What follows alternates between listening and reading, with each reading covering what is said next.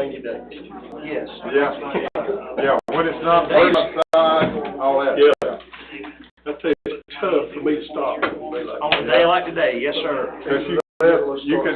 About 5:30 in the morning. That works. You know, you just. Yeah, 8 a.m. It's too late for you to already go. Yeah, 3 hours. half day gone. I'll be honest with you, I hope we can roll right through this. It's been a Monday. I've got everybody building scared that there'll be no more holidays on Fridays. So we're not closing no more on Fridays. That's why I said all Friday meetings are double Monday. It's been a double Monday. And that's what I was telling this Rhonda. I got in there this morning, turned my computer on. It runs for about 30 seconds, and it said fan not detected in my app. Oh. Which is not good.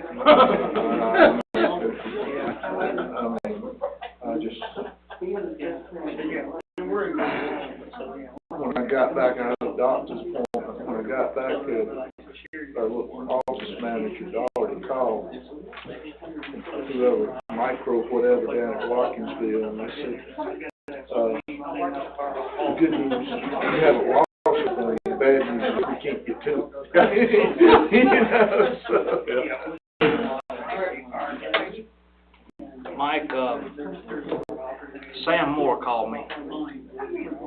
Sam Moore. Wilkes County. Oh, okay. So, they're wanting to put together another sit down, but they're hoping to be able to pull in Rob Leverett. Yeah. Possibly Frank. Yeah. Possibly, what's the guy that's down below Rob? He has part of Wilkes and Oglethorpe. Tom? Tom McCall? No. Anyway, whoever that representative is. I don't know. Okay. So, gonna try to get them to do something at the special session for redistricting? I think the Golden Dome, 100-foot setback, agreed to everything with no oversight. They didn't even hire any extra help. Right. Which is what I expected. Yeah. This one has two other. But Sam is, he's beside himself. He don't know what to do. Are they still doing it? It's getting worse? EPD, I think, may have won the, no, the Department of Ag. Yeah. Won the enforcement. They're going to have to do it. Right. But they didn't give them any guidelines. Oh. So, they're in a pickle. So Department of Ag still hasn't done any regulations? So, I was on a conference a couple weeks ago. With Gary Black and that representative. I'm sorry. Where I see. But that representative, Black, and a couple more people.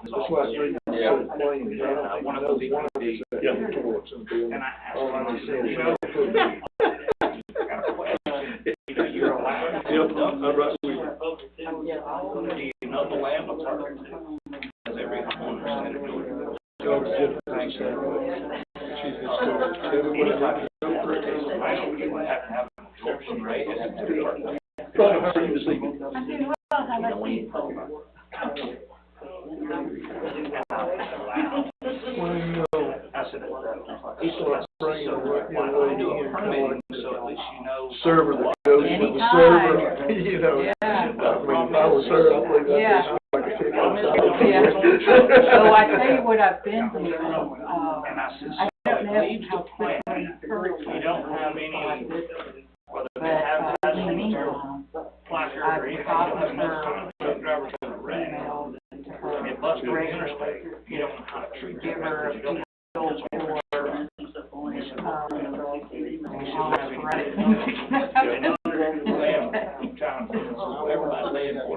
and I've also been trying to, as I process something, they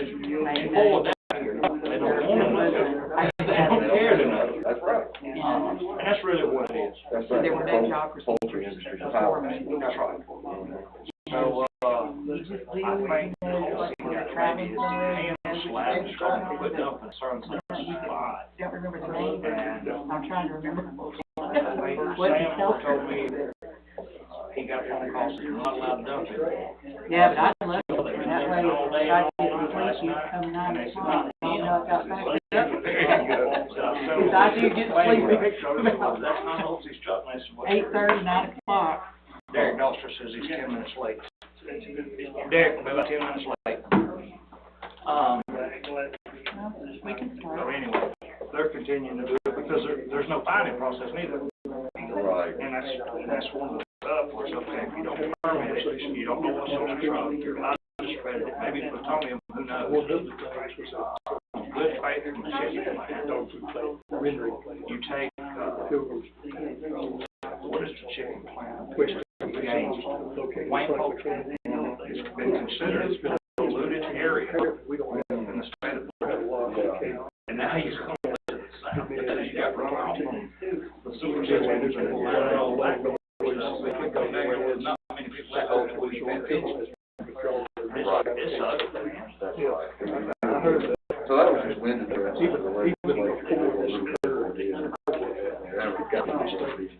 I told them, could not be more fish for. I'm just afraid. I hate to say it, I'm glad we're not building. But we will be. I don't know. I don't know what we're gonna do. Beetle dog for home set.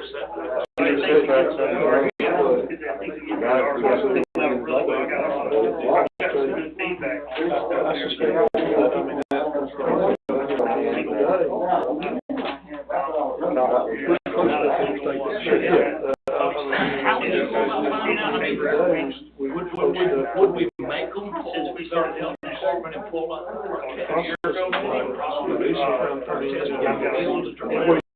Where they make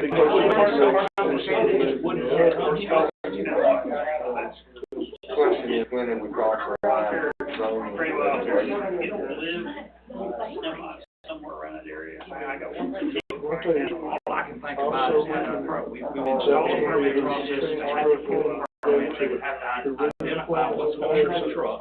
Yeah. They fixed it double.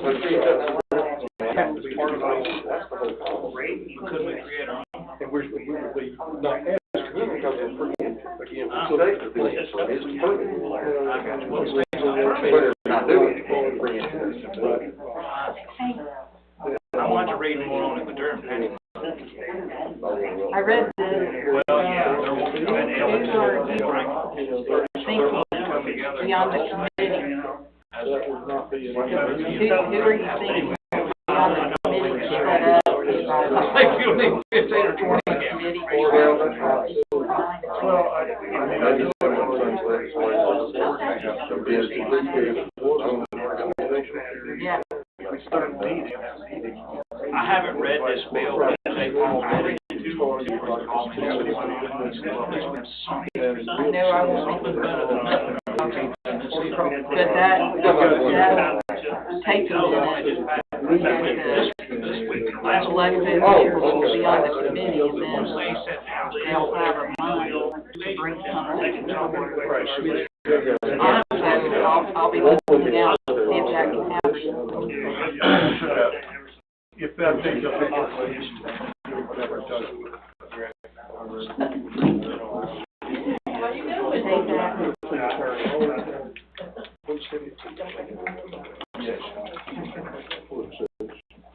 No pledge.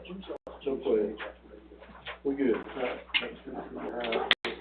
They got me last week. I'm just glad you're attending. I tell you what, I got Braves tickets everybody wants, and that's from the house, and then get up NASCAR, the NFL, and I'm fixing to give away Major League Baseball. The Braves, they covered up the All-Star banner last year, so we did the All-Star decision. Well, now Miss Abrams, did you hear her back walking today, her statement? Even though it is bad for the people who were the most discriminated practices, we still need to charge corporations. I mean, you know, you talk about somebody that's tripping over themselves. The financial impact for that cancellation was in the millions of sales I tax. guess we're waiting on Derek. Yeah, looks like it. Now, I'll go ahead without him. We're gonna be in the Fighting introduction my part, part. but I never got to Yeah, that. that's okay. Apparently. What is it, who's requesting what? And then halfway between first base, and a good set. Yeah. Okay. They enrolled 2 years, got parking passes too, and most of our games are Friday, Saturday. Yeah, I read that, it was on the 70th. So we'll have it, we don't have it. So you're fine. I do it. That's right, we don't have to create documents if they're not No, here. no. Last year, they told me that for $50 a piece, I could send them a picture of myself and whoever. Yeah, they put it in your side, and they put it in my face. That hurt my feelings. You should have said, pay me 50, I'll send you a picture. Well, see, that's what you. That's what the difference was. Yeah, but for me, my holiday. But then if they don't fill them up, they just do it for free, they just put them, just pick from them up. That's the only thing I can think of. I can't remember how that played out. Well, I'm just gonna reply. Let me look early to make sure, because I can find dates and stuff like that. Recognize it. Yeah, I don't know if there was one evening on, but I'll talk to you. Yeah, Let me have my list, I'm doing here. I know, I'm sorry. No, that's all right. they said 150 was within 20 miles, 200 was outside of 20 miles or something like that. And they said, I'll contract y'all in this time.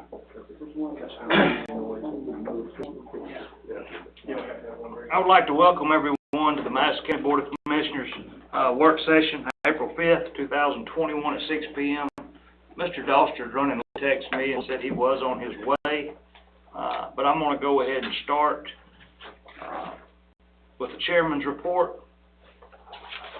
First off in my report, Zach, I want to say this to you personally. You wrote the article about the fire departments with some help. One of the guys there behind you, and Mark Perry, and Johnny Bridges out of Comer, that's one of the best articles that I've ever seen written in a newspaper. Appreciate it. It was very informative. That paper could have come out in any state, whether it be Michigan, any volunteer fire department. That was one of the most perfectly written articles I've ever seen. And I want to tell you how good of a job you done. They do a heck of a job and need all the publicity. And It couldn't have put in better words. I don't think anybody could have wrote it any better. I promise you. I second that. It's very good. we're gonna let you keep your job, Zach. Yeah. Don't let me ask for a round of applause. All right. Something a little bit different is security here. Mr. Scott and Steve, they put together some numbers just so the public would know how many people comes through this courthouse. Today we had a small window of court with 25 people in it, and over 340 people come through the front doors. January, 5,000 people, 5,031 come February or January, 5,214 come through this building in February, 5,377 in March. Weapons collected or returned, could have been a pocket knife, they just held it until they left. January 95, February 74, and March 81. Calls in January, 6 in February, and 1 in March. This does not count county employees. This is people off the street. This is how many people they come face to face with. And I felt like the public needed to know how good a job these guys have done down here. They do a really, really good job keeping all of us safe on a daily basis.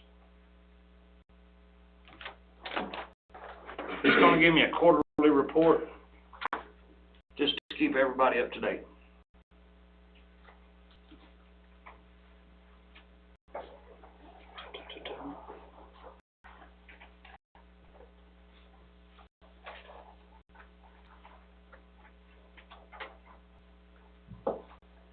Also in the chairman's report,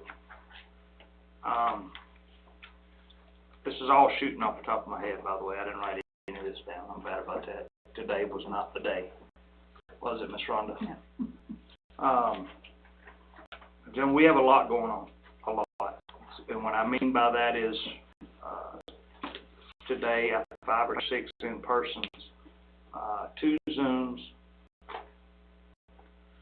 and more coming this week. One of the things was broadband. One of the meetings today was with David Jones, a company out of Carrollton, Georgia. The feasibility study is one of the things that will be required as a commission forward with before we can do anything. That is the very first step for seeking broadband as a feasibility study. I told y'all the prices before. At the very highest is $35,000, $20,000. Depending on the information they can receive from the public utilities already that has the information, for instance, Jackson MC, they have a lot of the information. They're not going to have to go out and say we'll give it over to them. We have found out there is some good news from the Georgia Public Web. They do have a hub already in Madison County to tie back to Atlanta and further. So that's a plus in our benefit. We discussed how to do this project and funding. Now, I know everybody's probably heard what's going on the news, and more money just keeps coming available from different. But as of right now, we feel like doing this in 3 phases would be the best way for Madison County to proceed if we choose to. We don't have an exact dollar figure. That was one of the things I told him, Kyle Williamson today, is that any board, when you deal with government, they're going to say, okay, so what's the cost on this going to be? And until we get a feasibility study, we will not know. Before we go for any grants, any matching money, or anything, that study has to be done. So I really need y'all to think about and get back to me if you'd like to proceed on the feasibility study for the for broadband. This is a fiber broadband, not copper. It's not coax. It'll be fiber to every home. Similar to ours, geographically, with the highs and lows that Madison County have, which is very few, but we do have some. Potential costs on this could be somewhere around 8, potentially. And that's considering every home. Now, by doing it in phases, you don't necessarily, you can put in a portion of it which will start generating money to put towards the next portion. Might know, or somebody in the audience might know, I think last week the governor deal signed some stuff, Zach, you may even know, to extend more money to the rural area broadband. I heard the number of 250 million could potentially come. That's just what I heard, and it's only potential. I have not seen that in writing. But the school system, not only would the citizens of the county benefit greatly, but our children would too. That's why this is of an utmost importance, and I thank our community members. Let's see.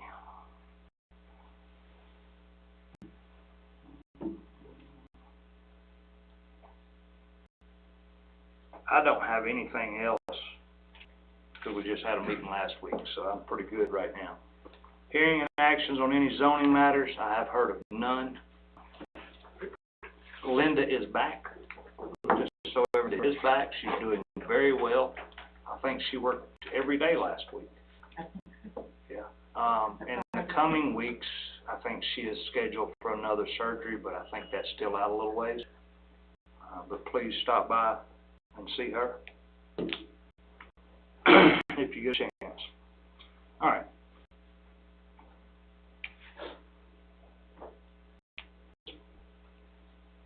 Discuss creating an environmental impact committee. Mr. Drago is here tonight. I just finished chairman's report, so you didn't miss anything. Mr. Drago, if you'd like to step forward, or you keep your seat. Okay, I'll just sit. Everybody can hear me pretty well, I think. My voice carries in the room and stuff. But, you know, our group, FCCPC, first came here last January and talked about forming an environmental advisory committee, thing that could study what was going on in the county in depth and then report back to different boards just to help them make policy decisions reflected by that. So tonight I'm here to talk about what I'm calling a citizens advisory board and presenting it to the board at a work session. And I gave everybody a outline of the things I'm going to cover, and then we can have a discussion about it. But I can't stress how important I think something like this is for a county like ours that's just about to experience some exponential growth and be an advantage to all of us. So I'm just going to read this and you can follow along. As our county grows, the impact of that growth must be clearly understood to assure that decisions on development are based on the correct information being made available to our policymakers. A citizens advisory board can examine proposed developments and provide advice and information by performing independent research to form well-developed and thoughtful recommendations to, like you guys, the board, the IDA, and the public. We must be sure we know the advantages and disadvantages of all development in the county before approval for them is given. A CAB does not set policy. The purpose is to help boards create policies that are fair to everyone. So, in a nutshell, that pretty much describes what it is. It's a board made up of citizens who look at issues as far as development goes and do in-depth studies of that so they can report back to all the boards that need the information and help them make decisions. The benefits of it are to provide assistance to other boards to help provide a more thorough review of complex, significant developments, provide expertise without expending budget money, and serve as a way to build public trust and involvement in the policy-making decisions. And then there's a meeting of board, and I've got some of the things down, and I'm sure there's more. But the first thing would be just define the purpose of the board. And I've described some of those things, but officially, when we develop a board, we'd like to have, a mission statement of what the board's supposed to do. There are legal considerations, like consult with Mike and find out how this board is set up and how it would interact with other boards, official boards.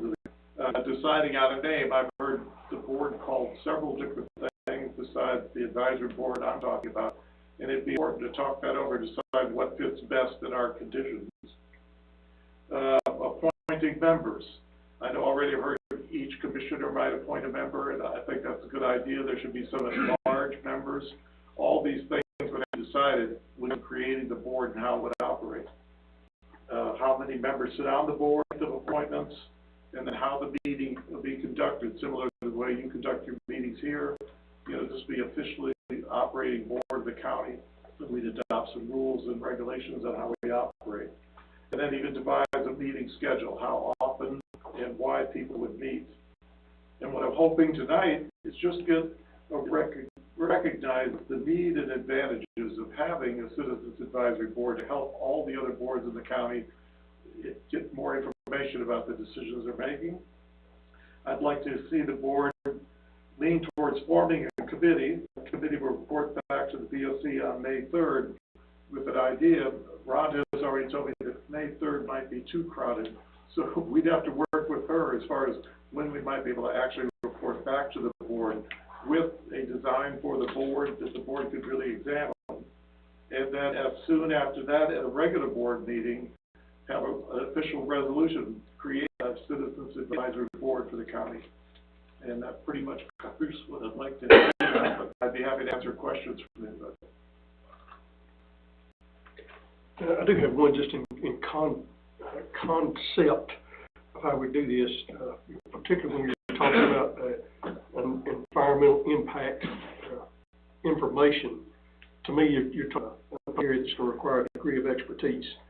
So how do you define the area, the level of expertise that the board members would have, or how they would achieve it, and what would make them more capable of gathering that information, doing that research than say somebody sitting on the planning commission or somebody that's on the IDA now? Okay, and our IDA and our planning and zoning do a really good job, but but they have a lot going on. An amended group, like the Citizens Advisory Board, could take time to do some research and give that back to them. I think with each issue, we would seek out experts who could provide information that was needed to completely describe the environmental impact or other things like that, so that when that information was given to any one of the boards, it'd be complete, it would be an asset to be able to make their policy decision based on that. Sort of playing off of what you were saying is, I think that, you know, I'm good with the concept of having the advisory board, and I agree that there ought to be, as far as when this group gets together, that they come forward and they've got great ideas, but they need to check them out with the experts, and so I think that needs to be inside the initial sort of guidance for that board. You know, has written that, you know, whenever you have a question, you seek out a credible, and that you bring that in front of the board, say, this is our expert we use, and have some reference. I'm not talking about an entire resume, but have a reference why that person is credible in that area or whatever. Right, and I agree completely. If this board exists, and I hope it does, it would do just that, you know, present factual information, not opinionated information, but that's factual information the board then can weigh in on.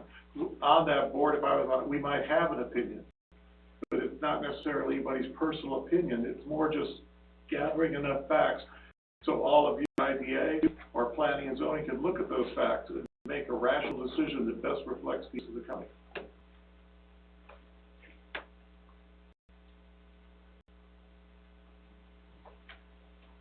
Pretty quiet in here. Yeah. But your wording to me is exactly what I want to make sure we avoid. I'm opinions, but I'm interested in, you know, scientific information, factual information that would guide us in the area of you know, environmental. Anytime we have some environmental sensitivity, so, yeah, that's you know, how do we make sure we do that? That's the challenge. Yeah. It is. I understand what you're saying, but the whole goal of the board would be to weigh both sides of that, and then put the facts together, not just come forward and say this would be horrible. If it is horrible, tell why, and if it is going to be good, tell why. So it's issues that a majority of the board would feel are necessary. It would be a board that would just look into it, help other boards make good decisions. Yeah. And at any time, if it became biased, I guess other boards could point that out immediately and say, well, you know, we don't accept this. But I think, again, like I said, with the growth this county may be, and I think it will, having somebody just present any one of you with more information to make a decision. And everybody has time not everybody has time to do it on their own, but this board could develop there's something and look into it and say, here's what we found out. I think also that, you know, diversity in the board, you know, you need people from different areas of the county and what their focus or their work is to bring it in. Some, you know, like agriculture, you're going to need somebody that's very understanding of agriculture and what this might mean for them, you know, as you look at it. And then people that are builders or whatever, those kind of things. So I think you just need to, whenever you're putting it together as far as the membership, come up with some way that we can have diversity in that we're not just all of a sudden selecting people that maybe all have the same viewpoint, because I think that'll skew how well that we get the facts and do the best for our county. Yeah, I agree with that too. Joe, some of the concerns I would have in making sure that, and I'm okay with you know, a citizens advisory board, you know, volunteering, and you know, and that's, we need volunteers for lots of stuff, and I've got no qualms about that. But I guess my biggest concern is more of a process. I can see the benefit, well, I mean, I know there's benefits for, you know, experts coming in on all sides. But where I'm really concerned is, if a citizen advisory board comes into place, how that board can help identify weaknesses and strengths and needs in, like, our zoning regulations or our building inspection department, any kind of code-related type thing that, you know, is quantifiable, that we can put forth in front of a developer or some sort of business person that says, hey, I would like to do this. Concern, where I started with this, my concern is, you know, reading comments, you know, provide a more thorough review of complex and significant developments. Well, that's subjective to the, you know, beauty's in the eye of the beholder kind of thing. So those subjective to that, how do we make sure we're in front of a project or a potential rezone? Because we do have processes in place. So when somebody drops a rezone and then all of a sudden we interject that we're going to do this, all that's got to be codified somehow to have a process in order that we can say this is the steps we're following, so we don't get accused at a later date for somebody saying, hey, you didn't like me, so you throwed the wool at me on this, and no, they did your dirty work. I don't think that's the intent, don't get me wrong, but be careful, I guess, is how I say it, is how we interject that as a process. So when somebody, whether they're, you know, lifelong Madison County resident or brand new to the community, and says, I would like to do this, those steps are in place, and I see the board helping a lot more front end of saying, these are things that we, you know, adopted or changed in the code. You know, do we redetermine things that may need to go to RDC impact study? I mean, how do we be subjective and to the point that, because I don't want to get stuck between like a planning application coming in, and by the time it gets to this board, that, you know, we've got interjection, if you would, that could be subjective, and then open this up to, you know, potential lawsuit or something. That I know I'm rambling. Those are my concerns. How you process that? Rambling is good because it gets things out there for sure. But I think that'd be really up to the board to be active enough, you know, to get their part of the thing done, so it doesn't delay any project or appear to be taking any side on anything. It's just a matter of hearing something and then seeking out the information as quickly as possible. So the normal process is not slowed down. There may be something that a board would say or give to one of the other boards that could create a slowdown, but it wouldn't be the intent of an advisory board to drag their feet on anything and slow down the process at all. You know, I think it's more trying to, as quickly as possible, get the information together and get that to the other board so they can operate the way they normally do.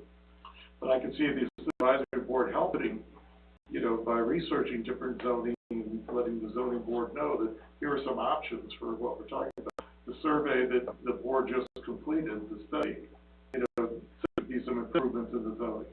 And this is an example where a board like the advisory board could look into some of those things and then present their ideas to the zoning board as far as what a good ordinance would be or retain. But the Citizens Advisory Board with the direction from this group, because at the end of the day, unless I'm missing what my perception of this group's about, the folks in the county hired us to sit up here, you know, and I would assume that you would take some direction. We would ask the Citizens Advisory Board to look specifically at this, coming in from left field, you know, that's not related to the original subject. And also the understanding that any recommendations that may be made would be non-binding. You know, because at the end of the day, it's still going to be 5 folks that vote up here to determine what goes and what passes and what doesn't. Exactly. May I ask, I keep getting thrown in here as the one who would have to write this up. So I think I understand that this group would have a policy, would be a policy recommendation role to review existing zoning and development and permitting processes and make recommendations. I'm trying to figure out what, if any, role this group would play in actual rezone or permitting applications. For example, there's something called development of regional impact, so that certain rezone applications, if they meet a threshold of potential impact, they go through this additional layer of review that goes through the regional commission, the DRI review. So I don't know if we're talking about just rezones, and if so, is there a defined threshold, or are you going to look at each and every one of them? Are you going to try to branch out even broader than that and look at building permits and additional zones? I would say zoning is one aspect of it, but not the only one. And I think the main point is it's just an advisory board. Policy whatsoever. Doesn't have any legal authority to set a policy. It just presents information, on different issues and developments that could be useful for, your board and the other boards. It would be volunteer, and it would be a lot of work, but I do think there's some people in the county that would take the effort to produce the information that may help policymakers. So the information about what discrete events are you looking at? Let's just say I'll use GRP as an example. Let's just say if another plant besides the GRP was going to Madison County, the board could the advisory board could look into just exactly what the impact of that is. So is there a threshold, again, back to the DRI now, of what you do and don't look at? I'm just using that as an example. But other things in the county, like I said, we might be able to help by coming up with zoning rules that could be given to the zoning board to look at.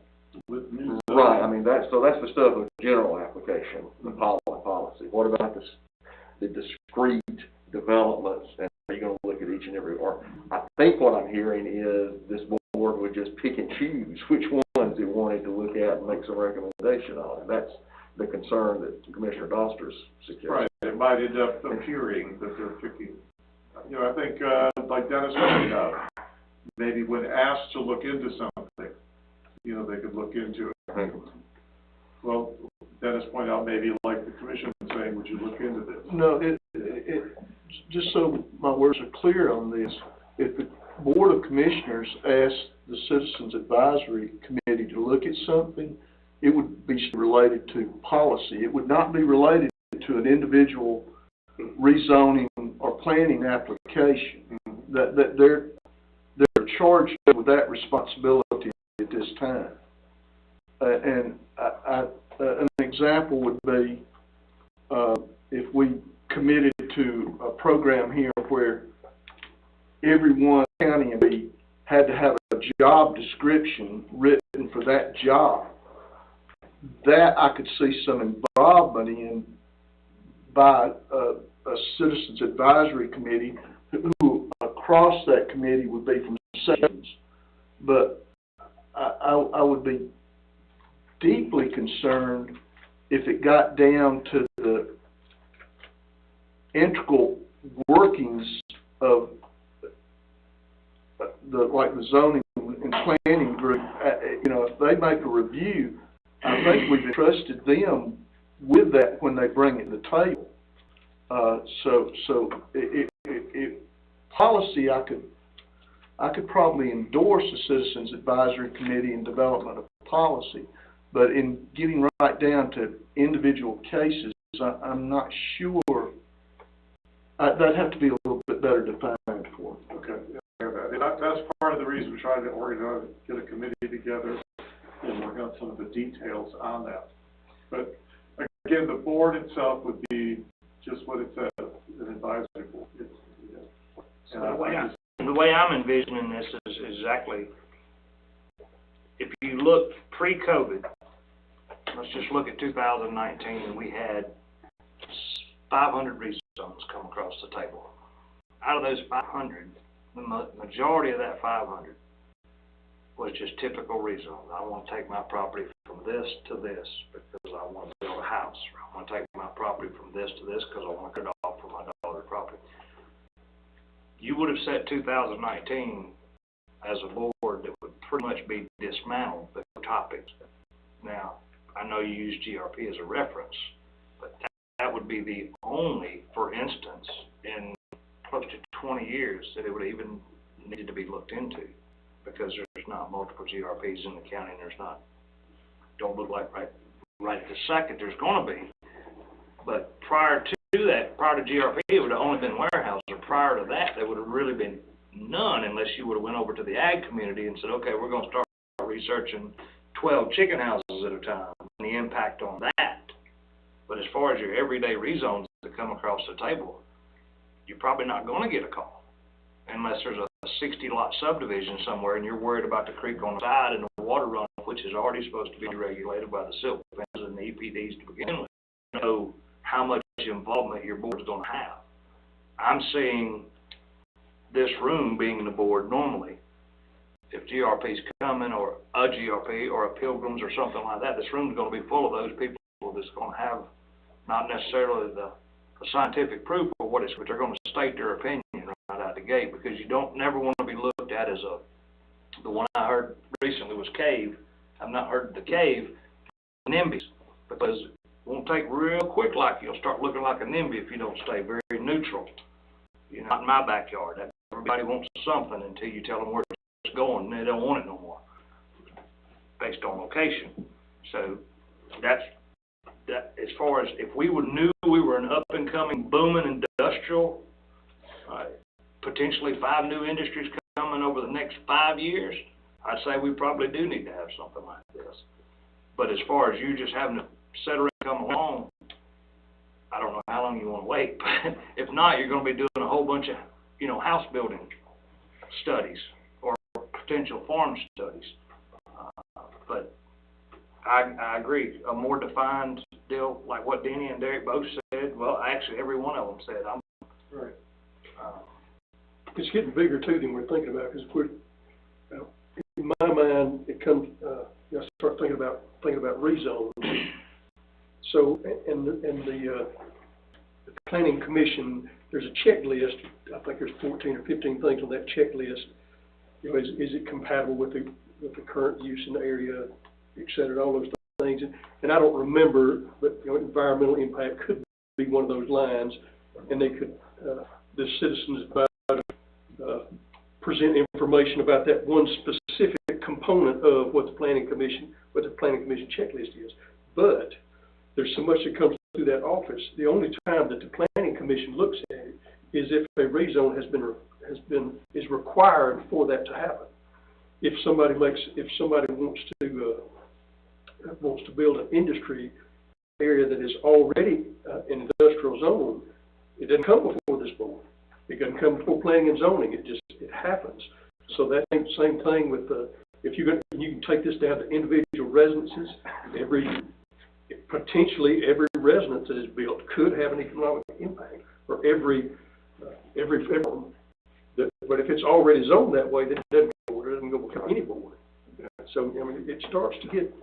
We've got to may take a little more thought than maybe it looks like on the surface. Go ahead.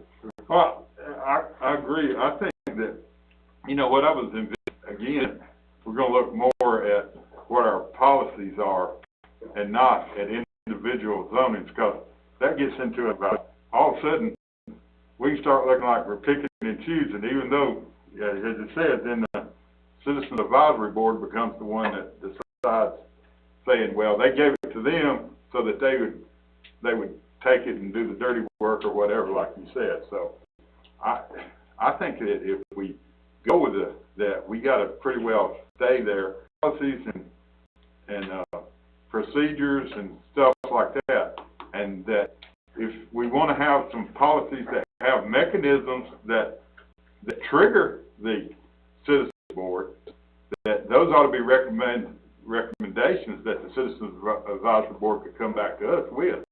There might be certain triggers, but we got to know what those triggers are, and they got to be specific. It's just like you talked about.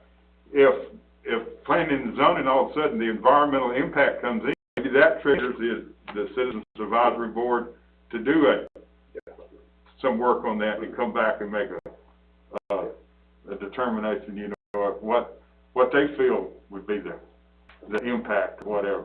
And so, we just, you know, there's a lot of things that go into it, and I agree with you that, setting it up together, it's important on who, if we do this, who's on the committee to put the structure together too, you know, sort of diverse, and we're gonna need to have some of us on the board on there if we decide to do that also, I think, in setting that up. Trevor, are you aware of one of these?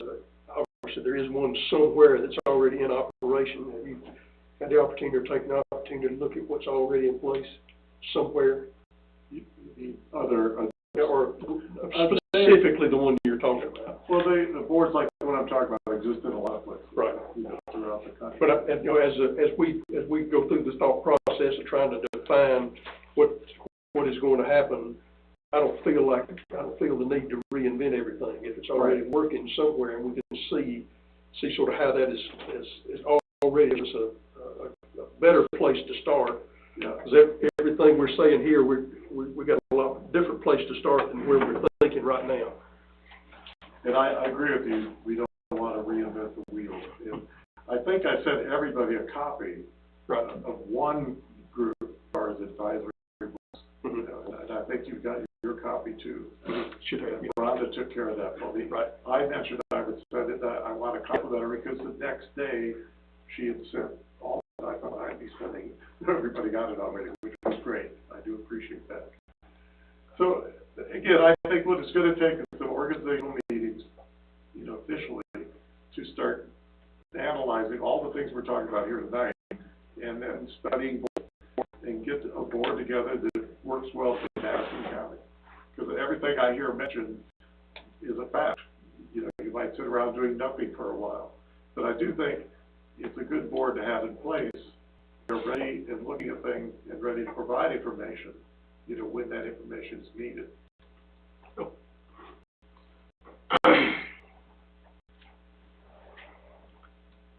All right, anything else on this topic from anybody?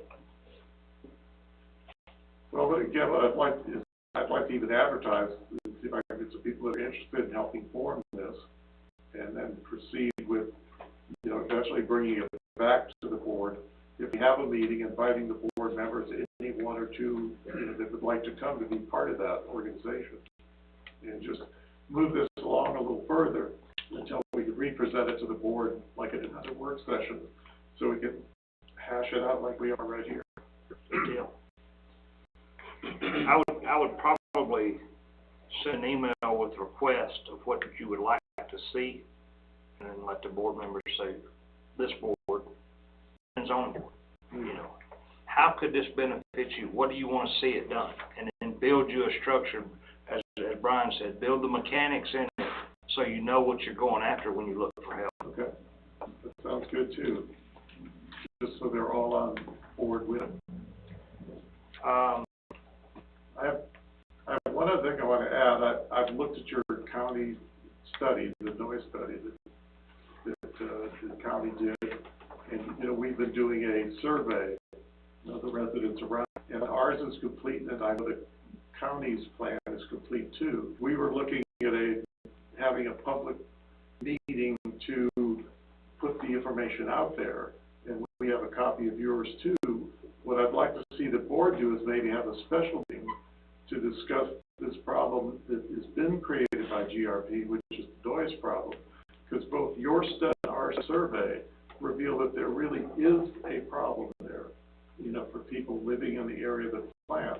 And it's more than just 4 locations.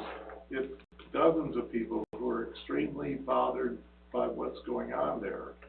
And I think by having a meeting with the board and with our survey and with your sound study, and I mentioned Utah about even inviting you to that meeting, so we can go over what we have found out together, and then maybe talk about what are some of the solutions, because I know people have been coming here, I've been coming here for a year, a little over a year, and it is a problem for the residents and the people that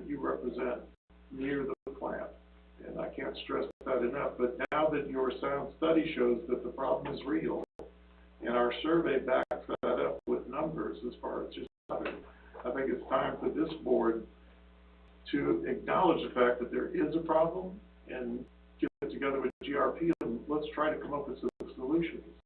You know, I don't want to get to the point where there are no solutions left. I think there are solutions, and I would encourage this board to take that step and do a special focus studies and see how they tie together, and then have GRP there said to be aware of the problem and find out what can be done. So on that topic, how I would envision what you're saying be done would be potentially 2 board members, any 2 board members, 2 people from your group who run the sound study, your sound study, our sound study, Right. representative or 2 from GRP, 8 people in a room to talk about our studies. Please explain these, Mr. Sound people, whoever done it. Explain what we actually have in terminology we can understand, with GRP listening, or members of the board listening, and do a back and forth. So what is our resolve, Mr. GRP? What is our question, Mr. Sound Study Guy? You know what I'm saying? Get a group of 8 people, and I think you'll get some resolve out of that. Yeah, sounds like a good, you know. Getting this board back together for another meeting like this time of year, when I know Mr. Challis. Rainy days. He would go ahead and be on rainy days. I think just picking 2 representatives from your coalition, from this board, from GRP, and extend that out there and say, we'd like to have a meeting to just go over this. Keep it simple, see if we can't find some resolve in that. Okay, would you develop that idea, or would you like us to put together an invitation to everybody?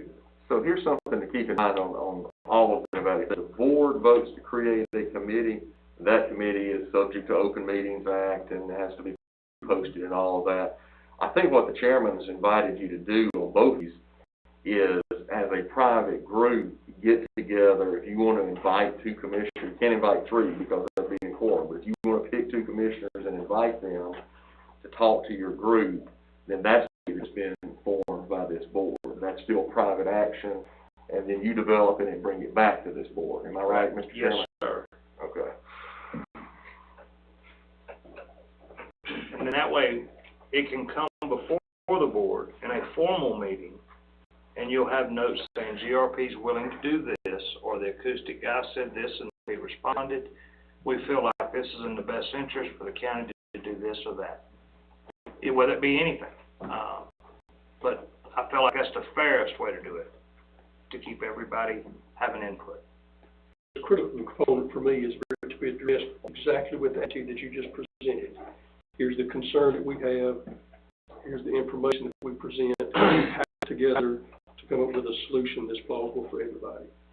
If we're doing that, we can make progress. And if that will not happen with a room full of people. And one thing we need to differentiate, and we've said there is a difference in a study and a survey. A survey is not a study. You can present that as these are the people that we surveyed and said that there's a concern. That is not a study.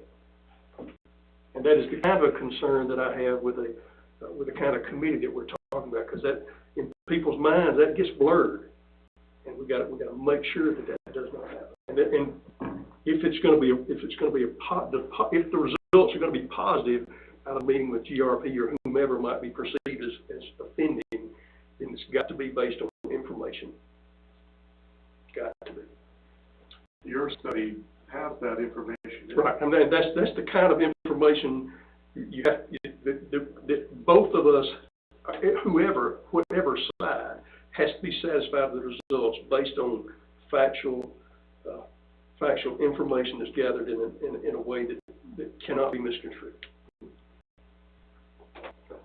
And I also shared last week that I was taking comments and calls from people around the area, and I want to talk to the participated in it. I have not followed up with all of them them yet, since the information's been provided, so, I still consider it, you know, like I said last week, the data gathering was complete, but I wanted to kind of follow up on the human aspect of it before I formalize it back to the board.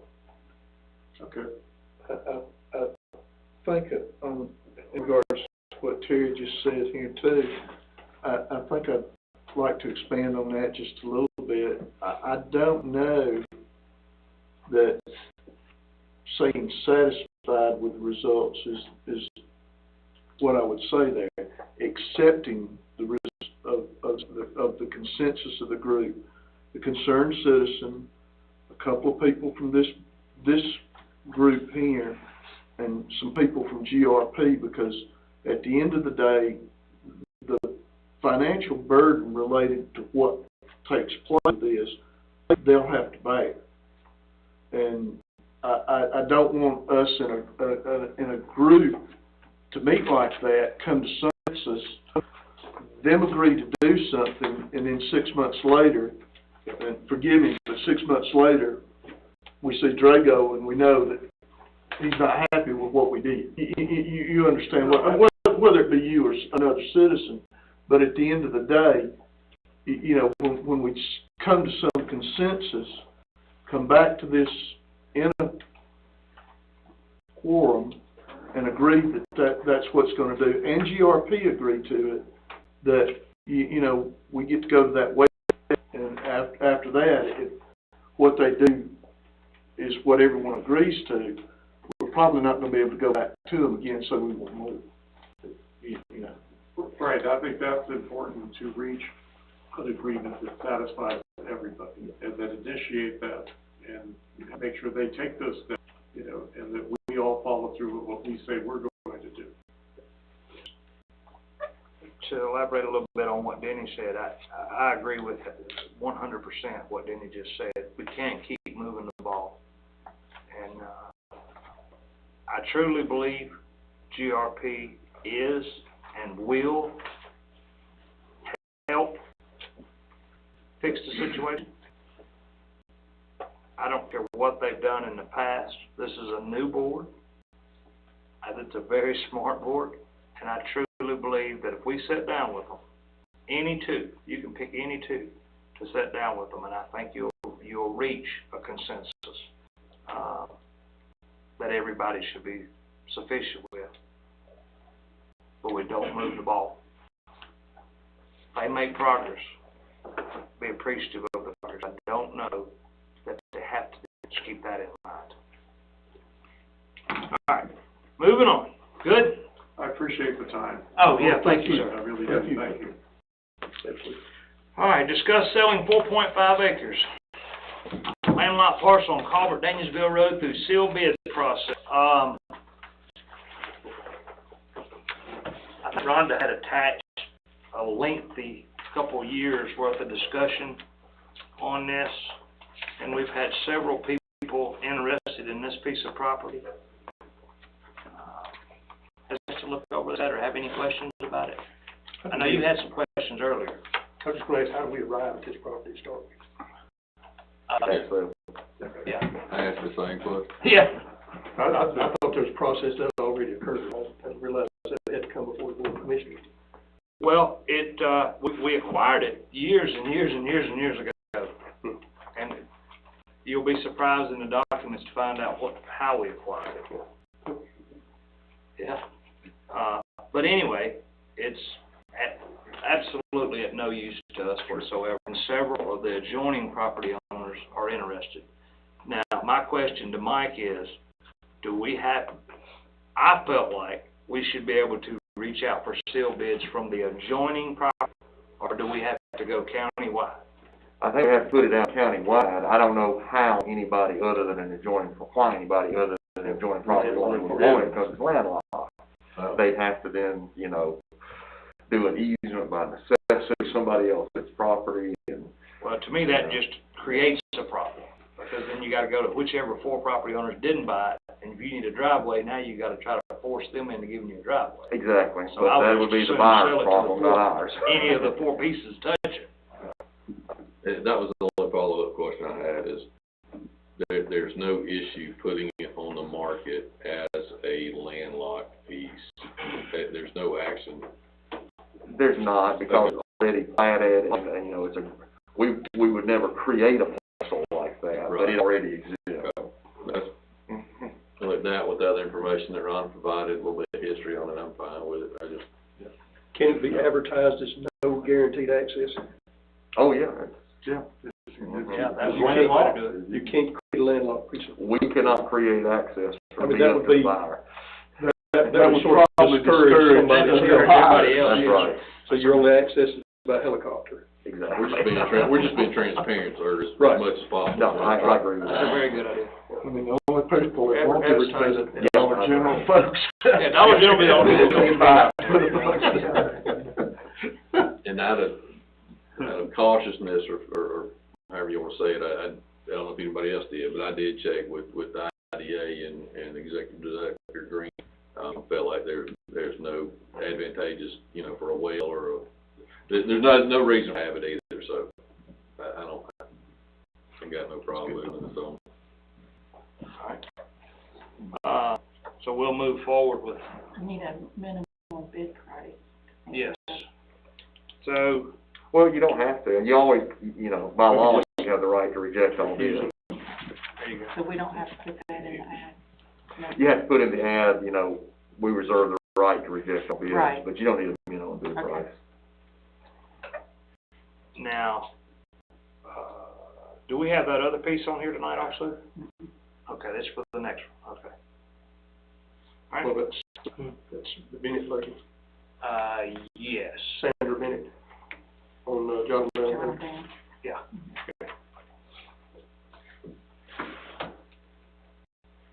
All right. That's it for old business. New business. Discuss clarifying recreational department programs and policies.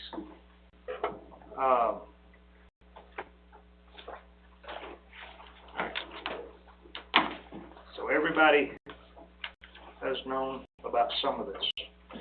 Myself and Miss Shelley Farm, we discussed some of this the other day. I was in the office, myself and Rhonda both. We just happened to have this special event policy in front of us that day. And I brought it to Shelley's attention, some of the things that I thought was creating some controversy. A lot of it was just the way the information was disputed to the public. And she explained why. It's the special event application. This one. So, and it's because everything's different. We've come up with a scenario on one piece of property. The time you'll see that is in the name of that property is the parking lot out here. And we've decided to make it its own standalone property because a lot of nonprofits use it. This is TJ and Friends. Coming up with maybe a yearly event policy, annual, that doesn't have a fee. But the rest of this stuff, what we ran into looking into the special event policy, and I think it came by through Rhonda's hard work, and with help at Justin was there that day, I think helped. And when you get the event policy, you might get the rules at the same time, but you don't have the definition to go along with it. And what you also didn't have was some of the rules and regs to go along with it. And then thirdly, you did not have the price sheet that goes along with it. So it was creating a little bit of a, and I see this in a bigger picture, it was, they asked for one thing, but they actually needed 4 things. But that ain't what they asked for, so we only give them what they asked for. So to eliminate any future conflicts, or not really confusion, but it would be better just to give it all to them at one time. And say, basically have the application on the very back and say, read through this at all and understand it clearly, then fill out the application process and get it back to me. which will cut down on what I've determined to be 3 phone calls or 3 emails by just handing one packet. Seems to be some of the issues going on with the rec department. It's really just communication. I've yet to find anything outstanding that anybody's done wrong other than the communication. There was a breakdown somewhere. Whether it be calling the office and leaving a message to get to so-and-so, and that person not getting the message, or that person not having time to call whoever this other person is back in a timely manner that they felt like they needed to be called back in. That's part of why this is on here. And I know each and every one of y'all received calls. I have fielded a ton of them myself. But I can tell you, I think the biggest misconception or the biggest problem is clearly just communication. You know, we had discussed putting rules everywhere. You know, that got out there. We're going to put rules, people can understand the rules. I don't know that everybody would still read them. And I really don't know how to communicate it any better, but one of the girls in the office up here stated the other day that if everything was online, every single rule was online, and after every conflict or disagreement or misunderstanding, that got posted online also, and say, okay, for instance, just right, so let's just say Justin has a disagreement at a Friday night basketball game. Go online on the website thing and said, Friday night at the girls' basketball game, somebody didn't like so-and-so, so-and-so, and he says, and this is why. And then the response as a rec department employee is, I asked this employee that you could not wear a hat inside the building, blah, blah, blah, but there would be a rule to follow it up with. So it cuts down all that naysaying, all that he said, she said, is for the rec department just to step up front and say, this is what happened, and this is our answer to it. This is the policy we follow as to why this happened. Because not everybody seems to understand all the policies. Really. Ms. Parham, I'll tell you, as I'm private, that you trying to make a blanket set of rules for everybody has not been to your advantage.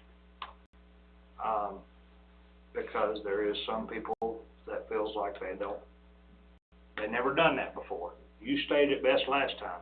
Now, how we used to do it, you know, I heard that in the meeting the other night. Well, let me tell you something. Sports in general is not how we used to do it. You know, people say we had 1,000 kids that played baseball in this county at one time. You probably did. But you also didn't have soccer. You also didn't have volleyball. You also didn't have all these other sports to choose from. That's why you have some baseball players. You also didn't have video games to this point that we have now. So when you get 200, that may actually be the number of kids that really want to sign up. And I'm not just picking on baseball. I'm talking about any sport. So it says clarifying recreation department programs and policies.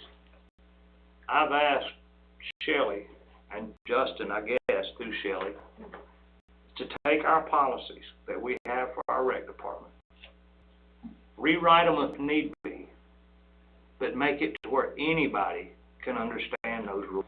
And I've read some stuff that I felt like I needed an attorney to interpret to me because I didn't understand it.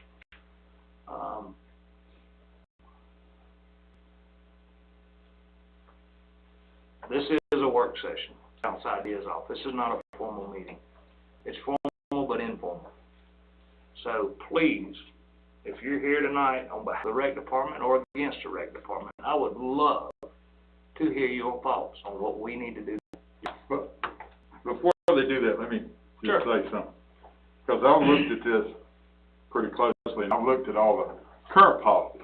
And if you look at these policies, and I agree, they haven't been communicated well. But if you look at this, there's one for special event policy.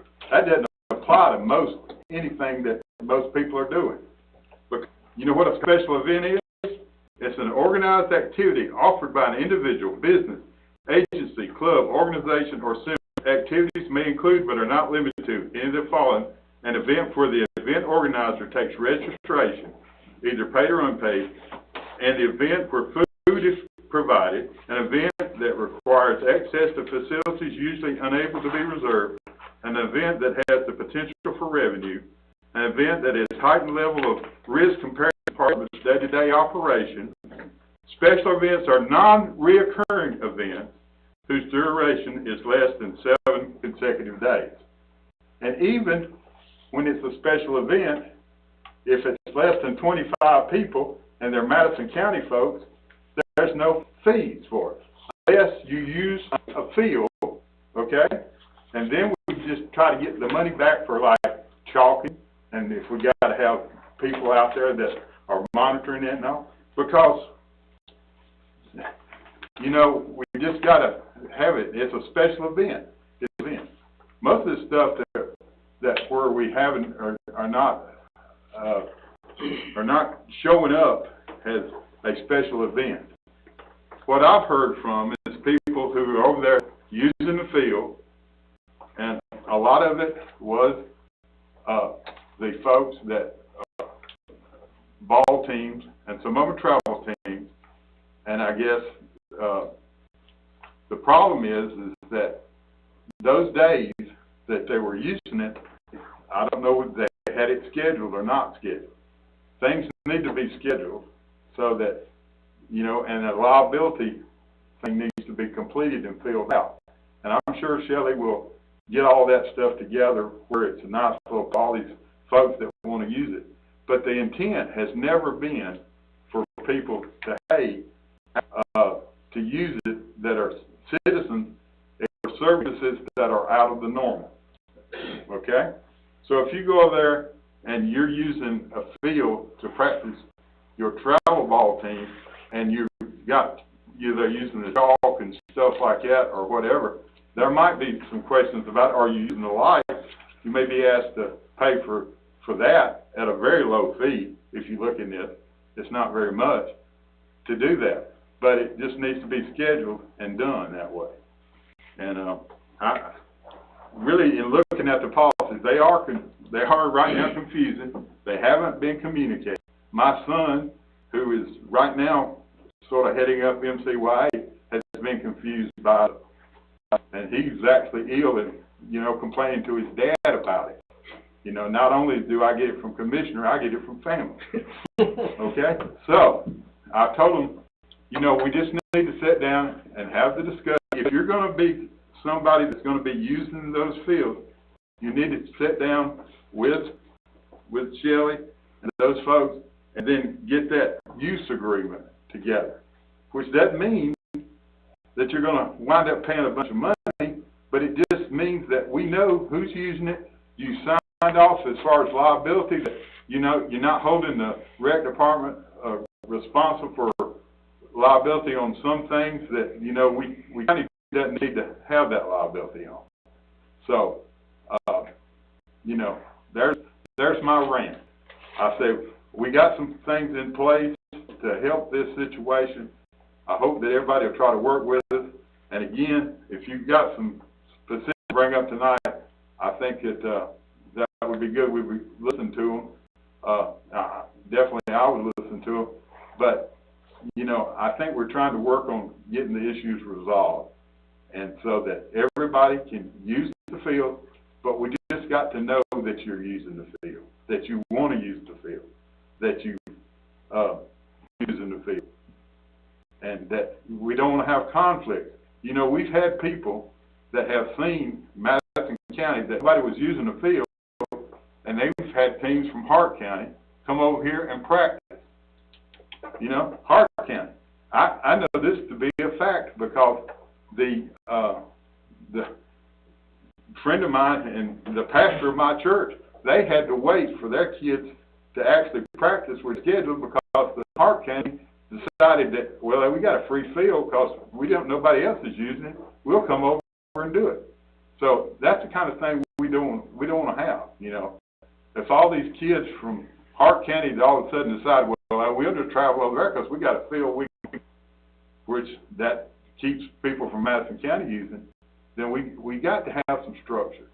We've got to have where people are coming forth and talking about it and saying, look, we want to use the field, and then if we're turning the lights on, we need to, you know, the county, citizens of the county need some compensation for it if it's not a regular, affiliated county, rec department. Now, you know, most things, we can work with, and, you know, if we get that some things we can sort of, with that use agreement, then I'm sure Shelley can work out and stuff and whatever to try to make it economically feasible. But, I'm going to just tell you, of my opinion, and y'all can hate me or whatever, but if you're in a travel ball situation and you're paying upwards of $1,000, $1,500, and then you're using the rec department field, we're not going to charge you for the kids using it because it is a public thing, but you do need to pay for the lights and any kind of other incidentals that you need out there on the field, because that is making right there. So, you know, whatever. That's where I stand on it. I'm just being totally honest with you. We're glad you back. Yeah. I was sitting there saying the same thing. And so, you know, I'm all for sports. Look, I've been a coach over there at Little League. I've been a coach at MCYA. I've been a coach over at the middle school helping. I've been a coach at high school. I'm the treasurer for the Touchdown Club now, and I support all the other high school stuff right now because I didn't have anybody recently that was in the league, but now I got my that are over at the rec department, and I want them to have very positive outcomes. So I think we can all work together. We just got to sit down and decide to do that, and we need to quit bickering, as Todd said, over there on Facebook and all that. All that does is create, you know, more other people that are just bickering and trying to, because there's a few folks, I'm going to be honest with you, and you can there's a few folks that just want to keep it up there in the air. They're mad about something, and they just want to float. We ought to be better than that. We ought to try to work through the issues. We ought to be able to do that. And I think, in talking with Todd, understand maybe some new directions we can take as far as how we approach some of this stuff and try to get our communications better. I'll be glad if you see things in the future that do not appear that way. Blow me up on my cell phone or email or whatever. Okay, I'll be glad to look at it. That's my rant. And you don't have to print all that in. I do every word of it. There goes, I ain't gonna say that's because it'll take all that.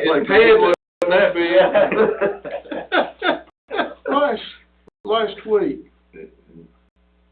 Mrs. Parman, does everyone know in the room know Miss Rouse, Angela Rouse? She approached us with a statement regarding Parks and Rec and her involvement, 35 years plus, or I know you're a lot older than I am. Almost 50. I'm coming up on 50 way too fast. I'm too young to be that old. This may be a suggestion, it may be a venture into something resembling what Drago presented to us just a little bit. I mean, we've got a resource here in the county that maybe could help us, but for her involvement in this length of time with other park and recreation departments, with the directors of other park and recreation departments, and development of policies that have kind of withstood the test. And if, you know, if Angela would be willing to do it, and if Ms. Parham and Jason would be willing to sit down with her, resource here that could be used to, here again, for us not to reinvent the wheel. And, you know, that would be something that would be worked out. I mean, we're not going to, I don't think it'd be our place to dictate that to y'all, but, you know, I know from being in business, I mean, a hand, if it ain't in my pocket, I'm going to use it. You know, Yeah, and I want to make it clear too that, you know, I was on the previous board, so some of this stuff that came down, I was totally aware of because some of it was put into place, I guess, on the level before, and or even Shelley inherited a bunch of this stuff, okay? So she's trying to do the best she can with what she was given, and so the commissioners did. But when you start looking at this, it's been blown out because nobody understood exactly what these forms said and the specifics were. So let's make sure that, you know, I'm looking at this as sort of a fresh start, okay? And you know, if Ms. Roush can help us some, you know, or whatever, then I think that would be good if, you know, expertise, and she knows some people at the level or whatever of the Georgia Rec Department, and so. Yeah, I'll bite here. I've said this to Todd, I've said it to Denny, you know, Shelley and I worked together on some committees, and, yeah, I spent a whole lot of years at Medellin writing federal policy. So I can usually read this stuff and figure out what it should have been trying to say, because you have to write them that way. But, you know, I also agree that, you know, I need to know as a consumer, if the Chamber of Commerce wants to use Memorial Park that I just drove by, what I can do. I need, if my church group wants to use it, what I can and can't do. Right. Same thing, we need, if we want to have a fundraising tournament for any number of children that have had medical problems. I mean, softball tournaments years ago made money in this county. Right. We got to know how to do it. I would, Brian, with all due respect, take a little bit of the other side of the coin on the travel ball issue, because I've got one that's playing Little League and football.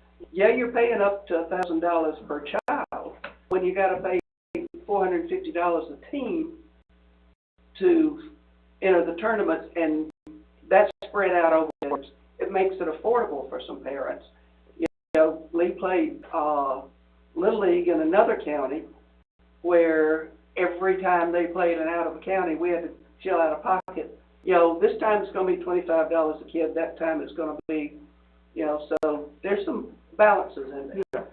Travel ball's not the answer. I'm always concerned when our kids, and I've heard it over and over, our kids are going elsewhere to play.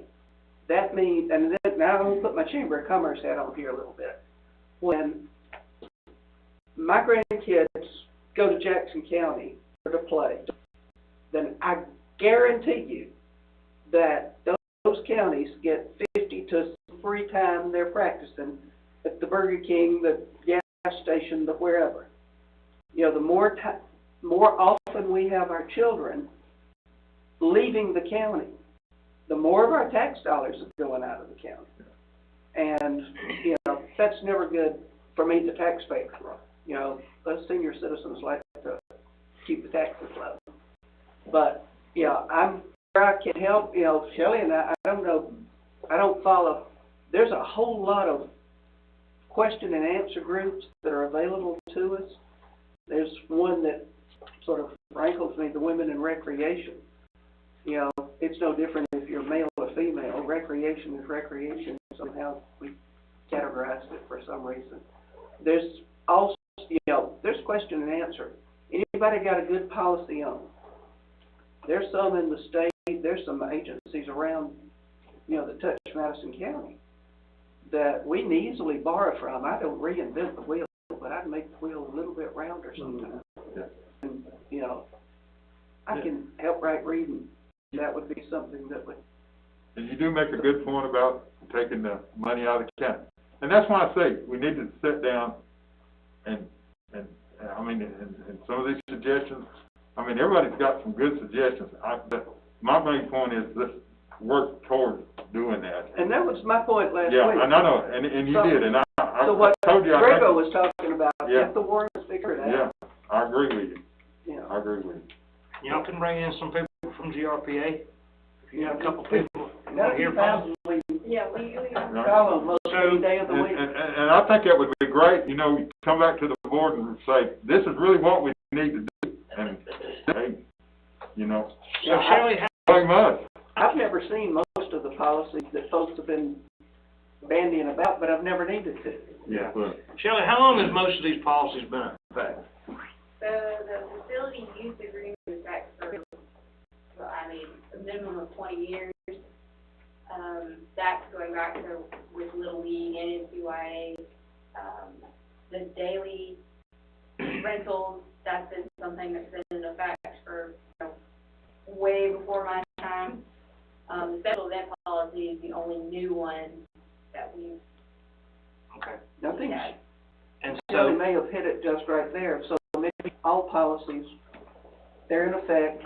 We start sort of, things have changed a little bit, so we sort of change with the time, but we never go back and clean up the writing.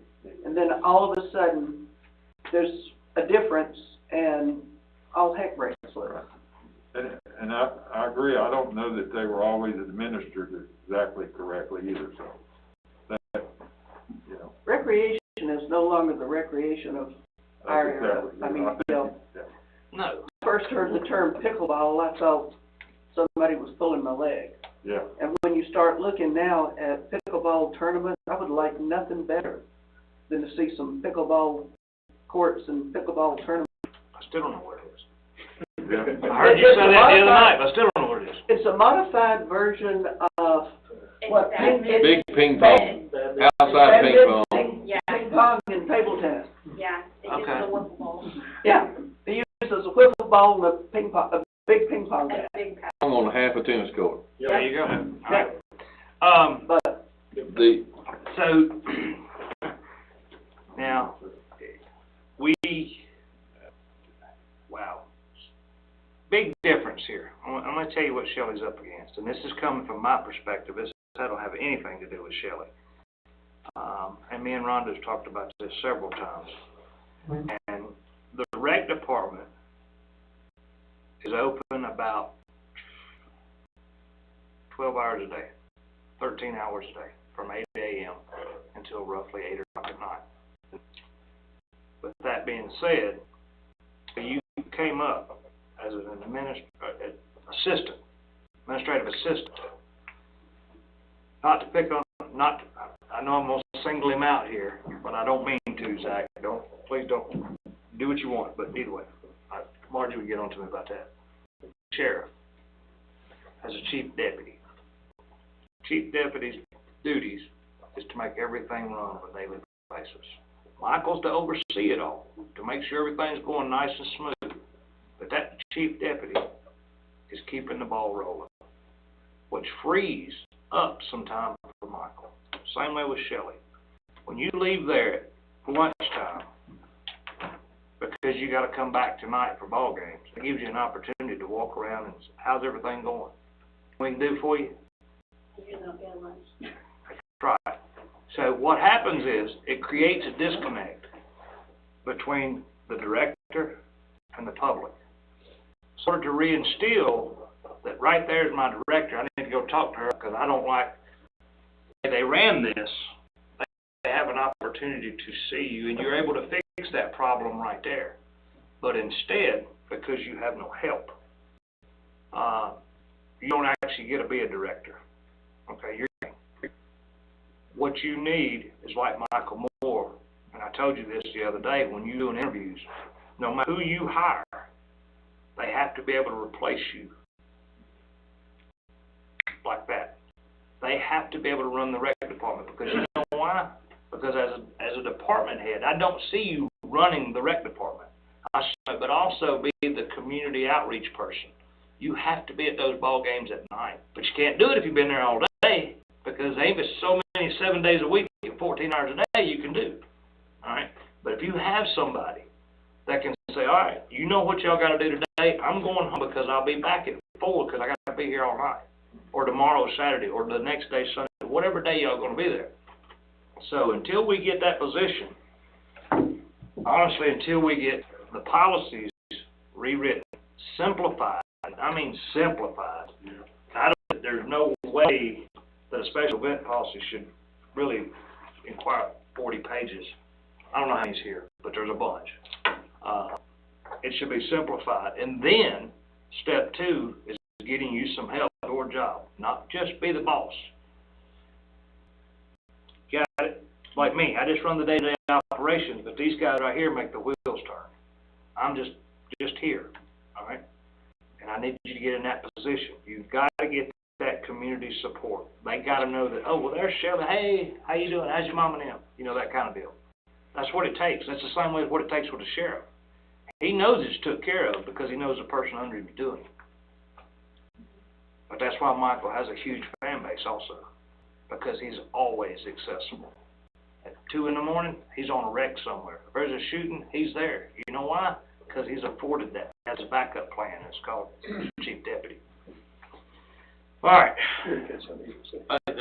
Not to pile on, but to express my opinions on a few things. The first thing out the gate, if we're looking at rewriting things after Brian read the definition of a special event, I would love for my dumb self if somebody give me examples, because everything was a business organization.